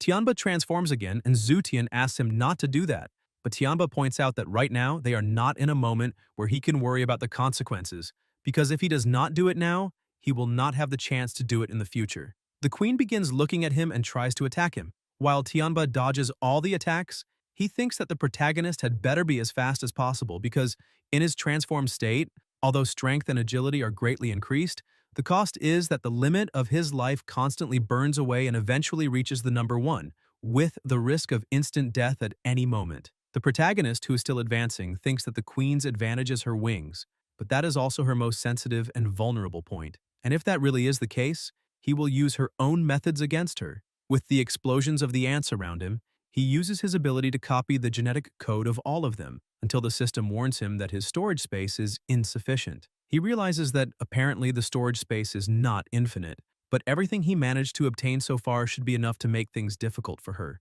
He asks Shi whether she can help him get up there. She says that he is very far away, however she will do her best. She concentrates all her energy to launch him upward. The protagonist takes advantage of the momentum and also uses his invisible wings ability to manage to stop in midair above the queen ant. As soon as he reaches the perfect position, he summons his ants, ordering them to cut off the queen's wings. As soon as the wings begin to be damaged, the queen becomes extremely furious, screaming in pain. Chen warns everyone to be careful and dodge as much as possible because that is about to explode. He goes back down and a huge explosion takes place above the queen, completely destroying her wings. The black sphere that was above is affected by the explosion and begins emitting an overheating warning. Suddenly, a second explosion happens. That black sphere could not withstand the extremely high temperature and ended up exploding. Zutian used his shield to protect everyone from that explosion. The queen ant falls to the ground, causing another small explosion. The three of them ask if they succeeded. They keep looking at the queen's body, which was completely burned. The protagonist tells them not to lower their guard because the system has still not announced that they won. Suddenly, something begins moving inside the queen's belly. Another ant comes out from inside the body and they shout for everyone to try to protect themselves. The new form of that game's boss begins attacking, destroying everything around it and throwing everyone away. The protagonist realizes that both the boss's strength and agility have increased, and perhaps this is the final frenzy. Zutian runs to his boss, who had an injury on his back, but he was complaining that that boss is an abomination. Shiyu warns everyone that that monster is approaching. Zutian creates his shield again to try to protect his boss, but the shield is easily broken with a single strike, and Zutian is thrown away. The queen prepares to finish Tianba, but Shiyu goes to her and uses her gravity control to try to hold her for a while. She's happy that she managed to hold the monster for a moment and smiles, saying that there is a small chance. But the queen turns her tail downward and uses it like a propeller to attack Shiyu. She begins falling out of control, but the protagonist manages to catch her. However, she was already completely panicked, with tears in her eyes. She repeats several times that this time it is definitely over. The protagonist looks back, wondering whether a rank D dungeon is really too much for him. However, he remembers that he still has some items he did not use, which he managed to obtain during the first clearing he did on the board, because if he opens them, he will be able to see the glimpse of hope that had been mentioned at the beginning. As soon as he looks at the strange capsule, he sees that it is Myriad Elephant Forest Sprout. After use, it can instantly summon a dense forest that sprouts from the ground. Without thinking twice, the protagonist decides to test whether that thing is truly a mule or a horse.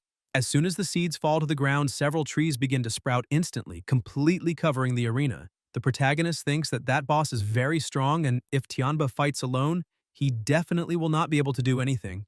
The queen looks at the forest and begins cutting down all the trees to try to locate her enemies. However, the forest was very dense, and she was unable to find anything, and because of that, she lets out a terrifying scream. The pressure of the sound alone makes the forest tremble. All four of them were at their limit, and Tianba says that the boss is screaming so loudly that she sounds like a pig being slaughtered. Chen says that he still has 2 healing potions, and they need to split half a bottle for each person. But Tianba says that it is useless, because the third phase of that monster is not something someone at the protagonist's current level can handle. Although the protagonist managed to increase his attributes, he is still level 8. Chen thinks that although Tianba's words were harsh, they are true. He asks what Tianba thinks they should do, because they cannot just sit there and wait to be eliminated. Tianba looks at the protagonist and calls him by name for the first time. He assumes that he will not be able to get out of there, so he would like to make a deal. Tianba explains that he will help the protagonist level up. However, he needs to promise that he will help get Zutian out of there. The protagonist is surprised and asks whether Tianba really said that he would make him level up, wondering whether such items exist. Besides that, he asks how Tianba can guarantee that the protagonist will keep his word, because simply agreeing to the plan is one thing, but actually carrying it out is another. Tianba explains that he has many companions outside, so if the protagonist really wants to screw him over and not keep his word, then he only has to wait, because the moment when he will be turned into minced meat will not take long to come. And as for how he will help him level up, it is an extremely simple process. Tianba offers his life, asking Chen to eliminate him. With that, he will be able to gain 3 to 5 levels. Because Tianba was at level 16 and had cleared 5 dungeons, the current bounty on him was 200,000. And if the protagonist decided to eliminate him, he could gain an additional reward worth 30% of the target's experience points. On top of that, all of Tianba's personal item properties would also pass on to the protagonist. Zutian tries to stop his boss, asking what he is doing, and stressing that he cannot be eliminated there because they need to find another way. Tianba apologizes to his companion but says this is the only way. Even so, he has one last request. He asks Zudian to settle the wages with all the brothers as soon as he gets out of that place.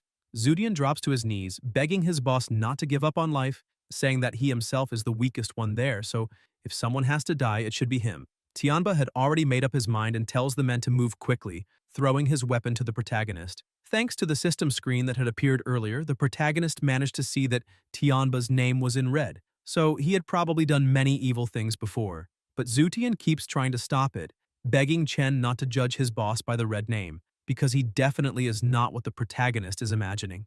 Zutian kneels and begs for his boss's life, explaining that he used to brag a lot about Tianba. However, they had only followed their boss to work as contractors in the city, but the market changed to artificial intelligence robots, and all the brothers lost their jobs. He thought that game might change things, but unfortunately it did not go as planned. Zutian bows even lower, asking the protagonist to think twice about the situation, because all the other brothers outside depend on and trust Tianba.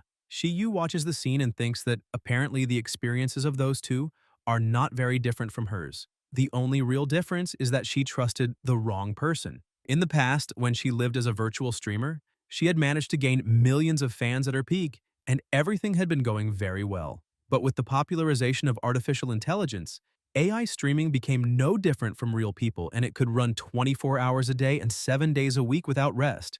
Even if she managed to come up with a new idea, the AI would learn it, imitate it, and then surpass her in no time. Not long after that, she had no options left. Even the most basic daily life became hard to maintain, and even when she tried to work lower-end jobs, sooner or later she would find out that those jobs had also been taken over by artificial intelligence machines with extremely low operating costs. When she was in the game, her friend Zhao Qian had tried to stab her in the back asking for forgiveness, but saying that she had to win because that game was not simple, and one of them had to be eliminated for the other to win. Shiyu realized that when profit was on the line, even her best friend, who had been on her team from the beginning, chose to betray her. But fortunately, she was the one who survived in the end. She looks at the current situation, thinking that her whole life she had imagined that everyone inside that game was crazy. But now she has realized that there are also people willing to sacrifice their lives for the people around them, which goes against what she had always believed, that the game was full of lunatics. She looks at the protagonist and thinks that even a strong person like him will survive by following his principles instead of turning into a beast that only knows how to eliminate others. And that makes her wonder whether she should open up a little more and trust the protagonist. The queen approaches quickly and Tianba shouts that they have no more time and tells Chen to do what has to be done to save the group. The protagonist stands up and points at the weapon, telling Tianba not to worry because he promises that he will keep his word. Zutian keeps trying to save his boss, but Tianba is at peace, knowing he is giving his life for his brothers. He smiles and thanks Chen. The sound of the gunshot echoes through the dense forest, and Zutian's screams can be heard throughout the dungeon. The system appears before the protagonist, saying that he has completed the wanted mission by eliminating the level D bounty player Tianba. He gained 30% of the target's experience and ownership of his backpack, rising from level 8 to level 11 and gaining 30 free allocation points. His strength rose from 14 to level 20, his agility went from 10 to 16, and both intelligence and vigor also increased greatly, rising from level 8 to level 14. On top of that, the system also detected the host's level up to level 10 and updated the version. A few seconds later, the update was complete, and in version 2.0, the host can now control his own attributes. In addition, he can also control the attributes of summoned creatures and can convert attributes between himself and those creatures. The protagonist is surprised because he was not expecting such a huge gain, and now it is his turn to strike back. He gathers with the two survivors and says the situation is too urgent, so he himself will draw the boss's attention. And when he gives the signal, they need to use their abilities to control the queen's wings. Shiyu asks if he really wants to use combined abilities because the boss is too large and her gravity control is clearly not strong enough for that. Zutian agrees with her, saying that his shield can only protect him, but cannot harm anyone. The protagonist stands up and says there is no time to keep explaining, and they just need to listen to his command because this is their last chance and everyone has to give it their all. He asks if the two of them understand. Even though they are a little frightened, they say yes.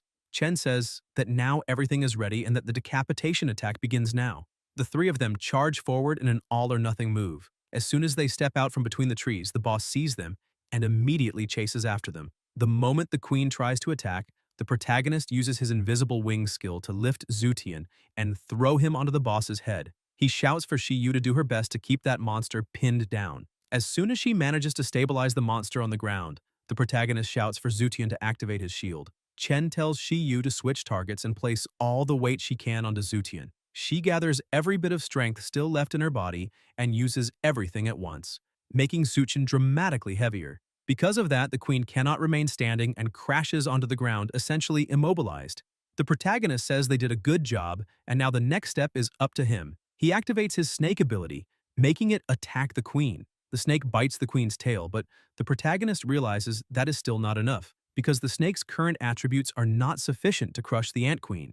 Chen touches the body of his summon and orders the system to transfer all his attribute points to the snake. The system receives the command and begins transferring the protagonist's power to his pet. The snake receives a massive boost in strength, enough to destroy the queen's body. The system appears, congratulating the three of them for successfully clearing the D rank, Dungeon Heavenly Thunder, Earthly Fire, and says that the rewards will be issued immediately. Shiyu helps Zutian get down safely and asks if they really managed to clear that entire dungeon. The system notifies them again, saying the players will be forcibly teleported out in 5 minutes. The three stare at it in disbelief that they actually cleared it, but Shiyu starts celebrating and even cries with happiness, saying they managed to survive yet another challenge. Zutian is also extremely emotional and collapses onto the ground, shouting to his boss and asking if he saw that because they really did it and now he can leave. Chen returns to the ground exhausted and thinks that it is finally over, and fortunately the result is good. However, he wonders if that really was a D-rank dungeon, because it cannot be compared to lower-rank dungeons at all. The system appears again, telling the protagonist that residual data available for replication has been detected, and the source of the data is Tianba. The system asks if he would like to replicate it. He is surprised to see that he obtained that guy's data. The system says the data will be collected within 1 minute. He hesitates, wondering if he really could replicate that man. But in the end, he asks the system to do it.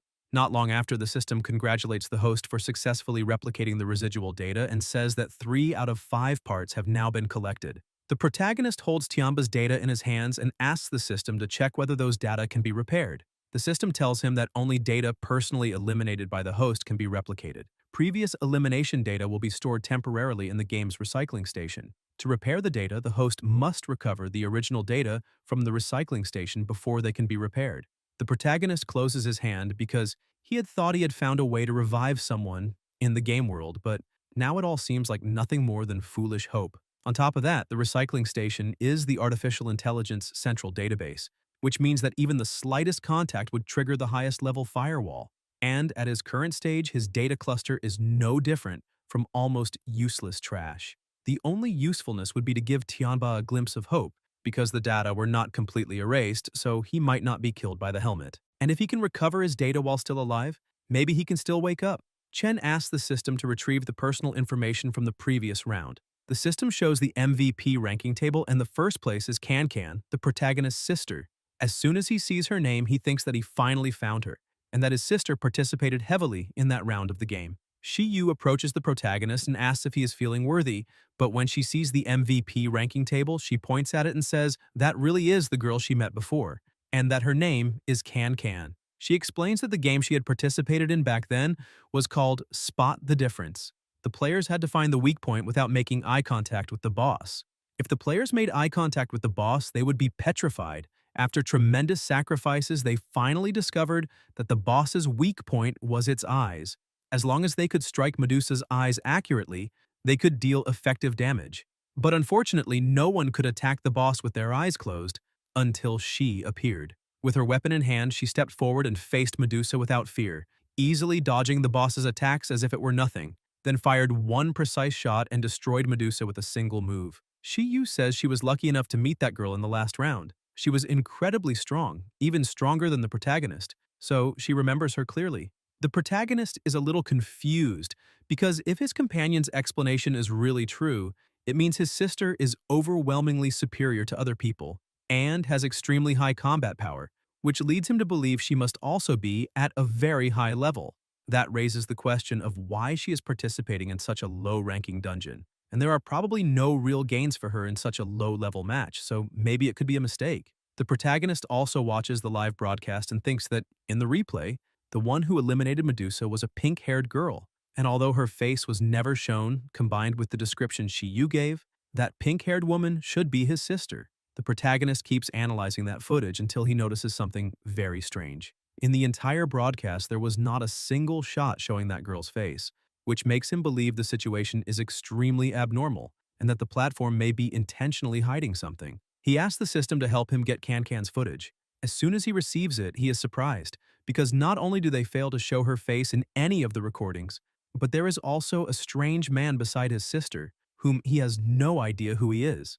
Shiyu identifies the man and says it was all that annoying guy's fault because of him, she could not even clearly see that girl's level. She says that man seemed like a bodyguard or something like that because he followed her the whole time and did not let anyone get close, and she was not even able to thank her for the help she received. After hearing that, the protagonist thinks that now things are starting to make sense, because maybe his sister is being controlled by someone. Once again, the protagonist grabs Shiyu by the arms and asks who exactly that man is and what organization he belongs to. The system warns that the dungeon will close in 3 minutes. Chen asks Shiyu to try to remember any other detail, asking what the man's name was and whether there were any other people. While she was thinking about it, Zutian looks at the image and notices that the man's eyes are heterochromatic, one red and one blue, and says that maybe he could be Lu Chenzhou. Shiyu says that maybe that really is the man's name and asks whether Zutian knows him too. Zutian explains that he remembers meeting him in the black market when he went with his boss to buy an item to hide their red names. While they were negotiating, a man approached and said he wanted that tracker. Tianba, irritated, asked what was wrong with everyone that day and turned around, asking whether there was no respect left, but the moment he saw the man behind him, he was frightened. Chenzhou approached and asked Tianba whether he had a problem with that.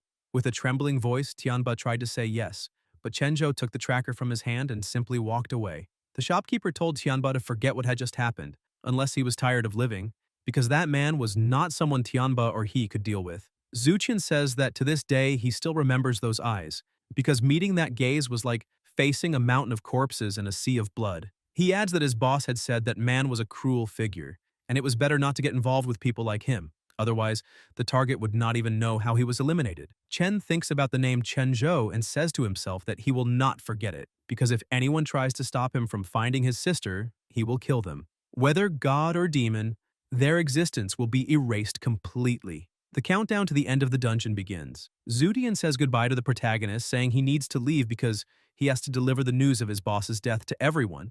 But if the protagonist ever needs anything in the future, he just has to get in touch. Shiyu also says goodbye and calls the protagonist handsome, saying that if he wants anything else, he just has to call her. Before Zutian disappears completely, the protagonist says Tianba may not be dead and asks him to take good care of his boss because a miracle may happen in the future.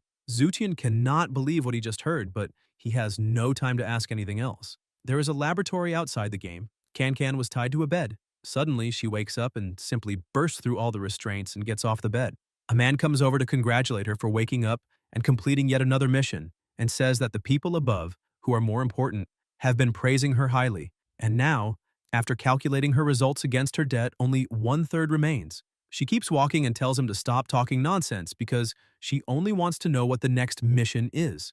The man walks up to her and says that apparently she is very direct and that in fact there is a new mission coming from above. He explains that she must participate in a B-rank mission to eliminate an A-rank player because that person offended the people above and possesses some things they should not have. On top of that, those things cannot be leaked under any circumstances. He adds that if she ruins everything, unfortunately, her pretty face might explode into pieces, and that would be a pity, since she is an S-rank card. She leaves the room saying that she understands everything, and asks the man to tell the big shots above that she will complete the mission. Even so, she says she hopes he will continue to keep his promise and not disturb his life. She enters the training room and starts wondering whether her silly older brother is doing fine without her there to take care of him. Her thoughts begin drifting elsewhere because she misses her brother terribly and wants to see him, but she cannot think about those things right now, because only when the debt is paid will her older brother no longer be hunted by those men. Then she will be able to live in peace with her older brother, and for that day to come, she must keep moving forward without hesitation. Meanwhile, the protagonist was still inside the closed dungeon. After the mission closed, the data are stored in the recycling station for reuse, and his goal is to try to at least intercept the Ant Queen's data. But the moment he tries, the system flashes red, and he wonders if he failed and if she died shattered to pieces. Suddenly, Little pushes aside a piece of the spider and comes out from inside, saying that she finally managed to get out because she was almost suffocating and is exhausted every single day. On top of that, her back and waist are aching badly after that round, which makes her wonder when she will finally get an easier job. Suddenly, she hears a noise and is startled. The protagonist says he had been wondering the whole time why he had not seen her come out, and now he understands why, because she had been hiding there the entire time. He asks whether that means she was controlling the queen the whole time. Little is frightened and asks why he is still there. The system congratulates the protagonist for clearing the Heavenly Thunder, Earthly Fire Dungeon, and eliminating the Ant Queen, making him the MVP of the match. The system rewards are a C-rank weapon, Void Blade, a disguise, a C-rank skill, and a random item draw ticket, all stored in his inventory. Little says that now all the rewards have already been sent to the protagonist's inventory, and now he needs to hurry up and leave, and stop disturbing the system's rest. But Chen only laughs and snaps his fingers, giving the order to the snake. He says he is not in much of a hurry because first he is going to devour her. He thought that this time he would have to go back empty-handed, but who would have thought that she herself would come out? The snake bites her, and Little asks how that is possible because she is an NPC protected by the system, so how can he hurt her? She keeps refusing to accept it, saying it is not right because he is devouring her data. She struggles to resist because she does not want to be eliminated. She keeps begging, asking him to spare her, because she is willing to surrender to him and calls him master. Because, since he possesses such power, if they join forces, they will surely be able to grow strong and create a new glory. The protagonist starts thinking about it because it is a good idea, and although devouring her directly could grant him some authority over artificial intelligence, maybe if he managed to subjugate her, she might not be a bad assistant. He grabs her and asks how she can guarantee that she will not betray him. She seizes the chance and tries to explain herself as thoroughly as possible, telling her new master that he does not need to worry because she will clear up all of his concerns. She says that with the system he has, she can merge with him. That way, they will become one, and she will fully obey her master's commands. And as for the previous memories she has, she herself will format them so that they will not affect the purity of his system in any way. The protagonist says that really does sound like a great idea. Even so, he tells her that he will give her only one piece of advice and asks her not to have any ulterior motives, because devouring her would take less than a second. Little says she would never dare betray her master. The protagonist tells her to begin. Little tells him not to worry because following him clearly offers a better future. The system notifies him, saying that a new model is requesting access and being scanned. It is indeed the model integration. The model integration begins and she becomes excited, thinking that she can feel it because her body is being filled with her new master's power. A few seconds later, the integration of the new model is complete and she fully merges with the protagonist. Because of all the emotions she felt, she falls into the palm of Chen's hand with heavy breathing and a sincere gaze and asks her master whether he now believes that she has no ill intentions. He closes his hand, saying that is enough, and tells her to return to the system. Right after that, the system congratulates him again for obtaining the summonable Ant Queen. He currently has 2 summons, and there are 2 remaining inventory slots. More summon storage slots will be unlocked after the system goes through further updates. He prepares to leave the game thinking that he is finally getting a little closer to his sister. In the middle of the city, inside a bar, a host wishes everyone a good evening because that night they have the honor of inviting the veteran game critic, Master Lee. He asks everyone to give him a warm welcome. Master Lee thanks everyone. The interviewer also greets him and asks what he thought of the game that just ended. He says that, to tell the truth, the game was very good, and 3 people clearing it was beyond his expectations. And based on his years of observation, he can clearly state that D-rank dungeons lose only to A-rank dungeons in terms of difficulty. The interviewer is surprised and asks Master Lee if he truly believes that D-rank dungeon difficulty really compares to A-rank dungeons. Lee starts smiling and says it is not exactly like that. He explains that the players at that stage have just gone through the baptism of several games. They are more ambitious and arrogant. That state also makes them more likely to stumble, and that is why the mortality rate in D-rank dungeons has always been very high. The interviewer asks what score Master Lee would give that team if he were evaluating them. Lee says he would clearly give them at least a passing grade. However, he shows the protagonist on the screen and says that this score does not belong to the team, but to the commander who was the protagonist. Because the more dangerous the situation, the more the importance of an excellent commander stands out. And that young man has already begun to show the traits of a qualified commander. Tianquan is happy because he already knew that guy was unusual, but he did not expect him to be that strong, which shows that the boy definitely has the qualifications to join their group. One of the green-haired members agrees with the captain and asks the vice captain what she thinks. Fei Ying keeps the same stance and says she disagrees. She says that there is no denying the protagonist's strength, but as everyone saw, he turned the tide by eliminating a red-named player on his own team in order to level up. Because of that, she cannot trust someone so ruthless, because she would never dare place her back in the hands of a person like that. The two of them look at her, and the captain asks whether she means they should wait and see. The other member agrees, because maybe the vice captain is right about that point. The captain eventually gives in. Even so, he says they need to keep an eye on the protagonist, since good talent is extremely rare. The next morning, Chen was asleep until his phone started ringing.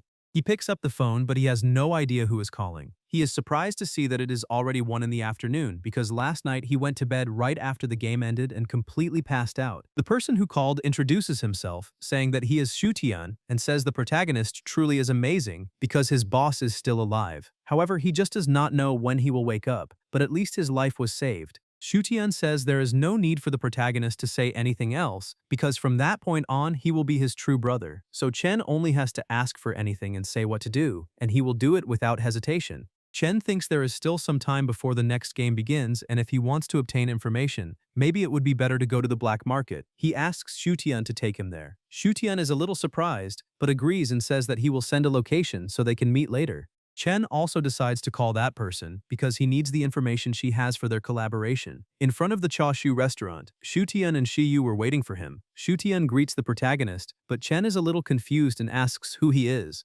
Shutian starts laughing and says that apparently it worked because his brother failed to recognize him, and maybe it is because he is not wearing the hat, then introduces himself. The protagonist calls him Master and introduces himself as well, but Shutian says he does not need to be so polite and can just call him by his normal name. Chen looks to the side and sees a heavily disguised girl and asks whether she could be Shiyu. She tells him to be quiet and not shout her name in public, because that could be dangerous. Chen says the two of them look very different in real life than they did inside the game. Shutian asks whether he is joking because all of that is for disguise. Shiyu explains that if they do not keep their real appearance different from their in-game appearance, it would be very dangerous. Shutian agrees with her, saying that it is better to be as careful as possible. Suddenly, the restaurant owner steps outside and calls them customers, asking them to come in and try a delicious meal, because his restaurant's signature dishes are poached chicken and spicy chicken, plus a few things that cannot be spoken aloud. Shutian tells the protagonist that this man is a local big shot in the black market, specializing in intelligence. However, he only does business with well-informed people. The poached chicken represents his open business, while the spicy chicken and that other forbidden word refer to underground business. The protagonist realizes that his companion really does know a lot, so he decides to let him handle the communication. Shutian goes up to the boss and says he specially brought a friend to try the cuisine, and that the poached chicken is too bland, so they want the spicy chicken and the other business. The big shot asks whether they prefer the food freshly prepared or aged. Shutian asks the boss whether he is looking down on them, because if they are going to eat, they will eat the most expensive option, since they have more than enough money. He orders one aged portion for each of them. The restaurant owner starts laughing and says they are very direct, then tells them to come in because there are private rooms upstairs, and he will have someone lead them there. But before they can enter, the chef places his hand on the door and says that he knows Shutian, but the two friends are new faces. Shutian explains that that is true, and that he is only acting as the intermediary, while the protagonist is the real employer. The restaurant owner looks at the protagonist and eventually agrees, saying that is fine, because if there is an intermediary leading the way, it does not break the rules. Even so, he warns that if anything goes wrong, Shutian will be held responsible for everything. Shiyu asks Shutian whether he can say something they can actually understand, because she is a little lost. He tries to explain, but the chef cuts him off and says that what he means is that she should not look at what she should not look at and should not ask what she should not ask, because that way they will not bring trouble upon themselves. Shutian tells him not to worry, because all of them understand the rules. The moment he opens the door, a massive place appears, leaving both the protagonist and Shiyu stunned. The restaurant owner tells them not to just stand there and to get inside already. As they walk through the place, the protagonist wonders whether that really is the right place, because all kinds of things are being sold, some people are being beaten, and other women are trying to keep men company. Shiyu gets a little nervous seeing that situation and ends up moving even closer to the protagonist, holding onto his shirt. The restaurant owner tells them not to be so frightened, because that is the black market and that is simply how things are there, since the rules of the outside world do not exist in that place. As long as someone has money, they can buy whatever they want. However, it is better to have a bit of strength, because otherwise, in the eyes of other people, he would just be a fat sheep waiting to be slaughtered. Chen asks whether it has always been like that. Shutian says yes, because the black market has always been exactly like that, a melting pot of all kinds of people. That place is a truly lawless zone. Even officials, when they go there, have to show some respect to the 10 Yama kings. Those 10 kings are... Shutian looks around and leans in, saying that, actually, it is not that complicated, and to simplify it, they are the bosses of the 10 main organizations in the black market. There are rumors that these individuals all possess extraordinary power and influence. The chef laughs, saying that, apparently, Sutian really does know a lot. He finally stops and says that there they can obtain answers to anything they want. However, the prerequisite is that they must prove their value so that Mr. Luo believes they are qualified to obtain the information. He presses a button and releases a cage that had been hanging from the ceiling, trapping the three of them inside. The chef explains that they have 1 minute to solve the puzzle and get out of there if they want the answers they seek, or they will be killed on the spot. Su Qian becomes completely furious, kicking the walls and saying that he wants to get out immediately, otherwise, once he gets out, the chef will face a world of pain. From outside, the chef tells him to save his breath because the walls are made of titanium alloy, so there is no way for them to break out. Suddenly, a system screen appears before them. Shi Yu tells them to take a look because that sequence of illegible text seems to be some kind of question, and she asks whether any of them can understand it. The protagonist looks at it and realizes that it may be a sequence. He smiles because apparently those people already know his identity, so they are doing this to test him. Shu Tian asks Chen whether he can figure out what it is. The protagonist says he will do his best. Shiyu cheers him on and wishes him good luck, but the truth is that both of them are worried about it. Chen simply stays silent, staring at that string of numbers. Shutian asks Shiyu whether she understands what he is doing, but she says no. Shutian starts panicking, saying that this is ridiculous because with so little time, not even a god could solve it. Shiyu also starts getting very scared, saying that she should never have come there with them because now she is going to lose her life. Outside, the chef is laughing because Mr. Luo thinks highly of that boy, and even the strongest mathematical genius in the black market would need paper and pen to solve it, while Chen is just standing there staring at it and is probably already intimidated by the massive calculations. The protagonist keeps staring fixedly at the string of numbers passing before him. The 10-second countdown begins. Chen closes his eyes and analyzes every number he observed carefully. He comes to the conclusion that the set of numbers appears chaotic, but in reality the sum of every 3 numbers is the same. As long as he takes 1 number out of every 2, he can form 3 arithmetic progressions. Once the pattern is found, the number of calculations is not that great. Chen laughs and says that they are testing him with a problem of extremely low difficulty, because apparently they are underestimating him. He begins solving the calculations, but only 2 seconds remain and everyone else already thinks it is over. But with only 1 second left, the protagonist says that the answer is 52,914. The box explodes, but all of them remain completely unharmed inside. The chef is impressed, saying that was incredible. Luo appears above on a walkway, saying that boy is quite interesting. The blonde subordinate asks his boss whether that boy really is that capable to be valued so highly. Another subordinate says that the boss clearly has his own reasons for doing that, so all they need to do is follow along, and from what he just saw, that person definitely is not as simple as he looks. A man with a scar on his head says that the protagonist is just an ant, who has not even reached C rank yet, so it makes no sense. Luo tells them it is fine, because he already has a great use for that boy, and calls everyone to go meet him. The 4 of them jump down to the ground. Mr. Luo starts laughing, saying that this was only to be expected from the chief artificial intelligence engineer of the Galaxy Group, and that he knew he had not judged wrongly. Chen stares at him and wonders who that person is, because he has a shocking aura. Chen asks Luo whether they know each other. In the blink of an eye, Luo approaches the protagonist and, with a smile on his face, says that he has heard Engineer Chen's name a long time ago. The boss introduces the protagonist, saying that he is the former Chief Artificial Intelligence Engineer of the Galaxy Group and a great talent in the field of artificial intelligence. Because of that, he can say for certain that without the protagonist, there would be no Galaxy and no Gold game as it exists now. So it is no surprise that he possesses such an astonishing ability, the power to bring back to life those who were eliminated in the games.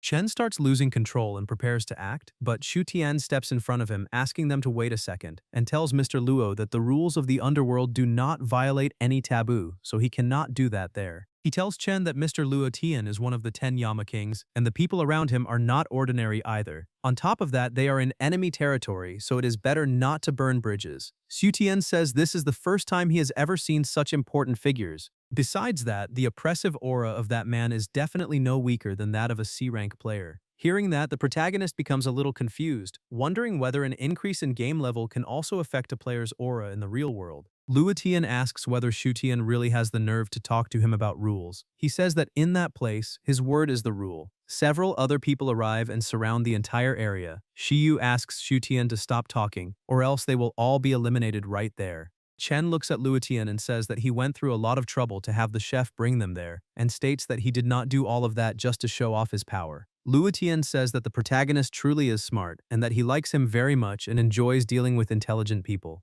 He pulls something from his pocket and says that he would like to make a deal because there is something there that the protagonist wants, but he must already know that information will not be given for free. Chen asks what he wants. Luotian says that he will give the protagonist 1 week. He needs to reach C rank within at most 1 week, and if he manages to do that, then he can come back there and exchange his resurrection ability for the information, because otherwise there will be no deal. He asks whether the protagonist can do it. The protagonist says that the method Luotian mentioned may not be something Luotian can actually use, but Luotian says that whether he can use it or not, he will find out for himself, and the protagonist only needs to do as he says. After laying out the terms of the deal, he says that the protagonist and his group may leave, because he truly hopes they can meet again within a week. As he leaves, Chen thinks that from that point on, he needs to be even more cautious, because the other party probably only found out that the matter involving Tianba is related to him, and if his control over the system is exposed, that will definitely lead to an even bigger problem. Luotian holds an amulet in his hand with the photo of a woman on it. He thinks that the duration of that item has entered its countdown, so he wants to make one final gamble. Shiyu breathes in relief, saying that she was scared to death and her heart is still pounding, so she will never again go wandering around with those two, because it is way too stressful. Sutian says that he also did not expect to meet such a big shot there, but fortunately, the protagonist protected all of them, otherwise they never would have gotten out of there. Chen takes a card from his pocket and says that, in the end, everything that happened that day was because of him, and there is not much he can do to make up for it, so he is handing over that card, because there is some money in it and they can consider it a form of gratitude.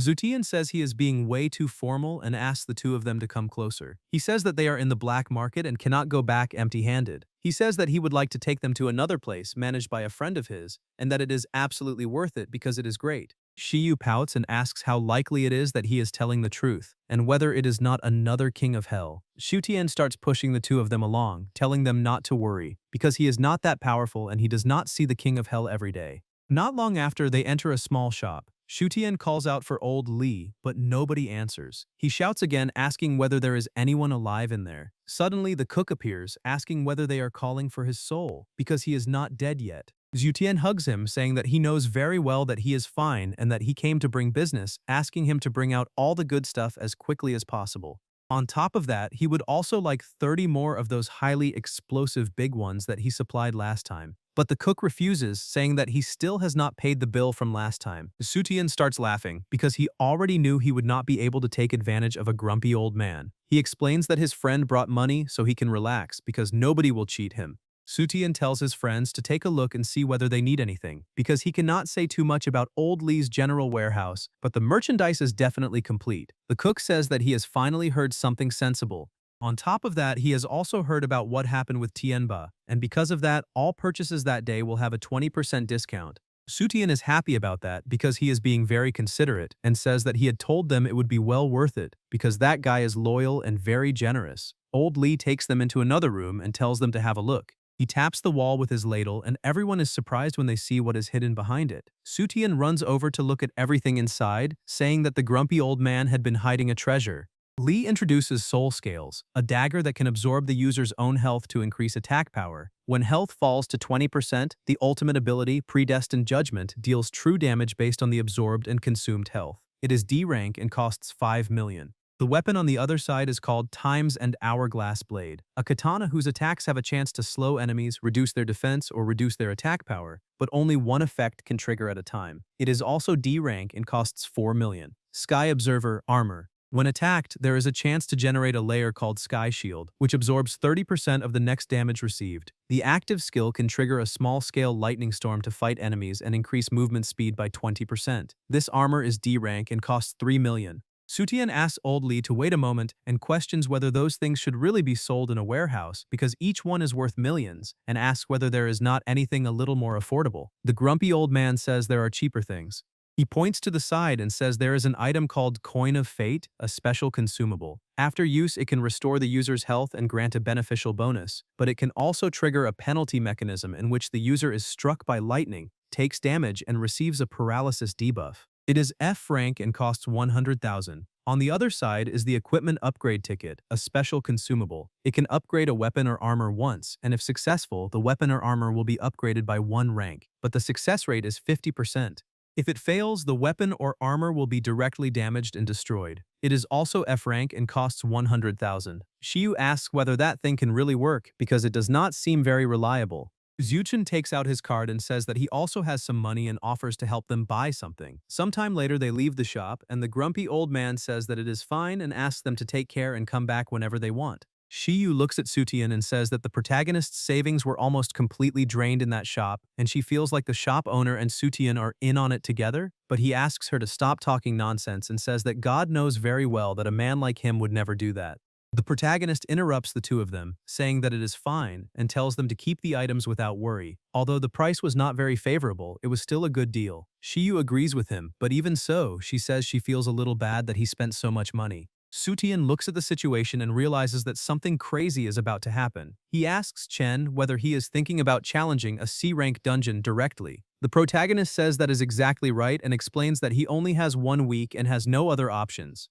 Shiyu becomes worried because she has heard that the survival rate in C-rank dungeons has always been below 30%, so she asks him to be as careful as possible. Sutian tries to calm things down and says that it is not that extreme because his boss used to be C-rank, and even though the competitions were very intense, he always survived in the end. However, only he would win in the end, and back then, that drew the attention of important figures, which is why he became wanted. He says that if Chen is still D-rank, he can sign up for that promotional competition every month, so there is no need to rush. The protagonist tells them not to worry so much because he is not an idiot, and if things become impossible, he will give up. He thinks that in order to calm his companions, he had to say that, but the truth is that when it comes to his sister, he absolutely cannot joke around, and because of that, he will never give up. During the night inside his house, the protagonist looks at the helmet and remembers his two friends. Shutian had asked him to listen to a little advice from his little brother, asking him not to risk his own life, because the danger of C-class games is nowhere near that simple.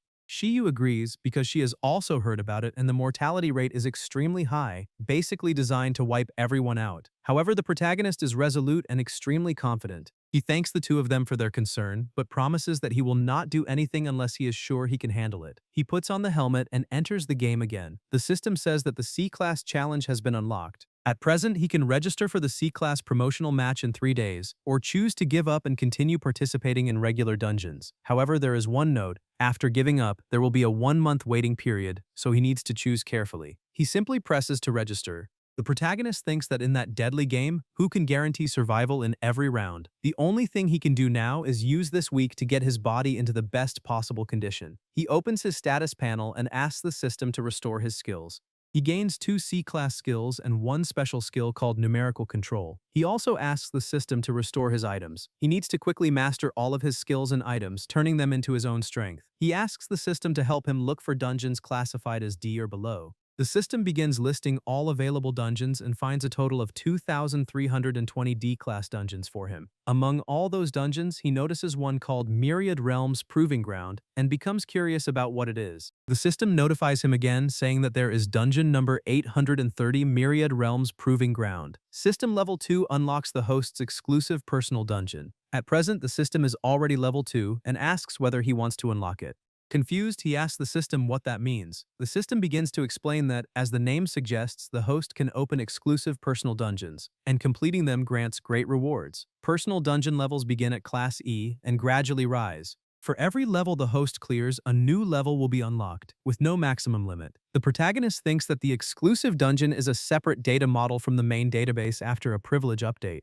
Little calls out to her master, saying that she knows about this, and if he allows her to come out, she can explain. He takes her out of the system, and she is happy to see that he finally remembered her. She says that the deduction he just made is correct. The new function has been separated from the main core of the artificial intelligence and has now become an exclusive system for him. She asks whether he wants to try it quickly, because the completion rewards seem much more generous than those of normal dungeons.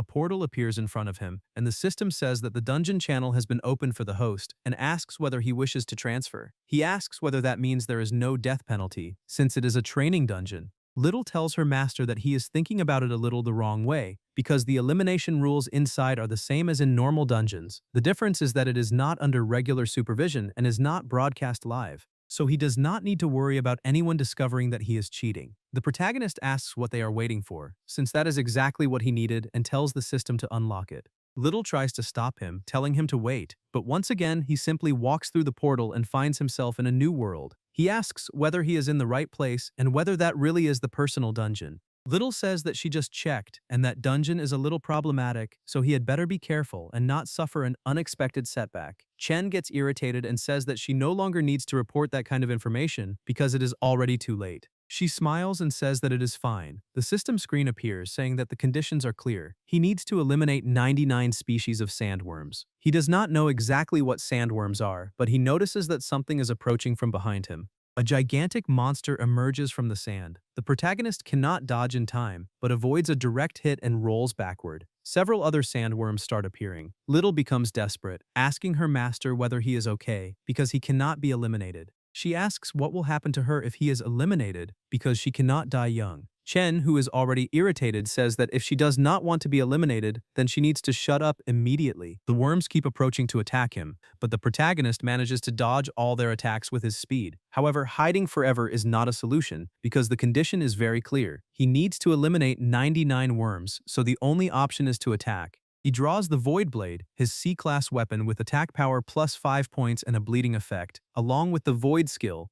If he hits the enemy target with a strike that ignores space, no matter in which direction the blade is swung, the blade energy will appear through a spatial portal at the target coordinate. The protagonist is impressed and confused at the same time, wondering how that sword can ignore space. The worms close in again to attack, and he thinks that however the sword does it does not matter, he just needs to try. He prepares himself and leaps into attack, and as he swings his sword, a wave of energy flies toward the worms. However, in truth, nothing happens, and the worms keep advancing. Little tells him to be careful, and the protagonist notices an attack coming at him and manages to defend himself, but is thrown back once again. Little runs to him again and asks if he is all right. On top of that, she wonders whether the system may have deceived him by giving false information, because it is impossible that no damage was caused. He tells her to stop saying that, because the system is very intelligent and would not make such a low-level mistake. And from what he understood, the more powerful a tool is, the more precise its method of operation must be. He tells the system to redistribute his points into strength and speed. He tries using his Void skill again, but fails once more. The protagonist realizes that is not exactly it.